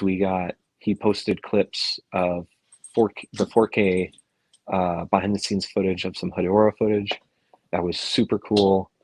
He's getting that just 4K footage all together, posting clips. Joseph's helping KaijuUnited as well. It's just, God damn it, dog. I'm trying to do a good thing here, and you're just chewing on your bone, which is fine. Go follow his channel. Go follow his Instagram. Joseph puts out wonderful content about the video history, the cinema history. Thank you. As he said, he's got info on all different types of the media, how would you say, media releases? Physical media releases, yeah. The physical media aspect ratios. He's got the knowledge. He's very, very knowledgeable on these things. English dubs, if you're a sucker for those. Yeah, any cinemaphile really needs to go to Joseph's channel and subscribe. That I don't think there is right now anyone on YouTube who is so honed in to like getting even just the small things, and you're constantly trying to get lost footage or footage that hasn't been seen since VHS days. It's very, very nice to see that this history, not just Godzilla, just in general, is not being forgotten and it's not getting lost, because this media preservation is very, very important. Well, I thank you as a fan and as a friend for doing a wonderful mission at trying to keep it alive. You're welcome. I appreciate it, but I can't take all the credit. There's a whole bunch of other people that are not on Instagram who's been helping me out with this physical media journey, because there's so many different information that I did not know when it came to Monster Zero or basically anything else. Because okay, so his name is Sam the Q. Online, you can search him up. Snake and Boris Blogspot. That's his website name. he's done an incredible job when it came to archiving different media, newspaper ads, different releases, dubs, ad sheets, Ooh, yep. specifically for the Showa era too, which is amazing. Unfortunately, well, not unfortunately, fortunately, they're from the American releases here in the States Oh. from 65, The Thing, Gigantus, all that fun stuff. And he does include links to various movies. So, like, you got Cosmic Monster, like a TV screening of Cosmic Monster, Ooh, and an original real-time footage of Son of Godzilla when it was broadcasting on TV. So wow. that's something incredible to even find. And of course, he also includes merch from Godzilla 85 or other kinds of merch, his trading cards, and that's pretty much it. He's been helping me out with these collector videos, and they've been nothing but amazing. So Sweet. if they're watching this, big thank you. Shout out. It's a group effort, and it's wonderful logging in on Instagram and seeing, Your mic is weird. these posts shared in the group and seeing history. It's very necessary. And it's awesome, and I thank you and everyone that helps you in it as well. I think that it's awesome. I can't wait to continue to see it grow and just continue to flourish as it is. But I think music listening for me, Yeah. yours as well. Oh no. So I think that is our sign. Whatever's happening in America, you're like, oh my god, I think I do. So You can blame Tater. hell, I think did that fix it? No, probably not. No. All right. Well, sorry this is all about you, everyone, but we're almost at the 3 hour mark. I'm gonna call it here. Thanks everyone for stopping by, hanging out. Lewis, thank you for being here for most of the stream, and to everyone who's in and out of KaijuUnited. Let's get the names. Matt was in here. Excuse me. Came in KaijuUnited. Thank you for stopping by. I know you guys aren't here now, but that's okay. Thank you guys for being here during the live stream.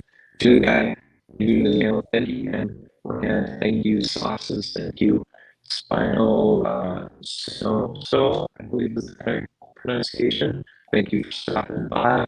Kevin S. Thank you for stopping by. Goji66. Thanks again. Thirsty Toys. Behind the scenes. Thank you guys for stopping in and joining the stream, taking time out of your guys' Alex Sawyer, thank you for stopping by, buddy. This has been a wonderful time. I cannot wait to talk more about Minus One in the future. Can't do more live streams. More of those on the way. I'll announce it soon. Thank you again, everyone. Have a wonderful night. Peace, rock on, stay safe. Remember to go to the links in the description down below. All my friends, all their wonderful journeys and projects. And I'll see you all later. Signing out. Bye. Bye, everyone. Bye. Let's see.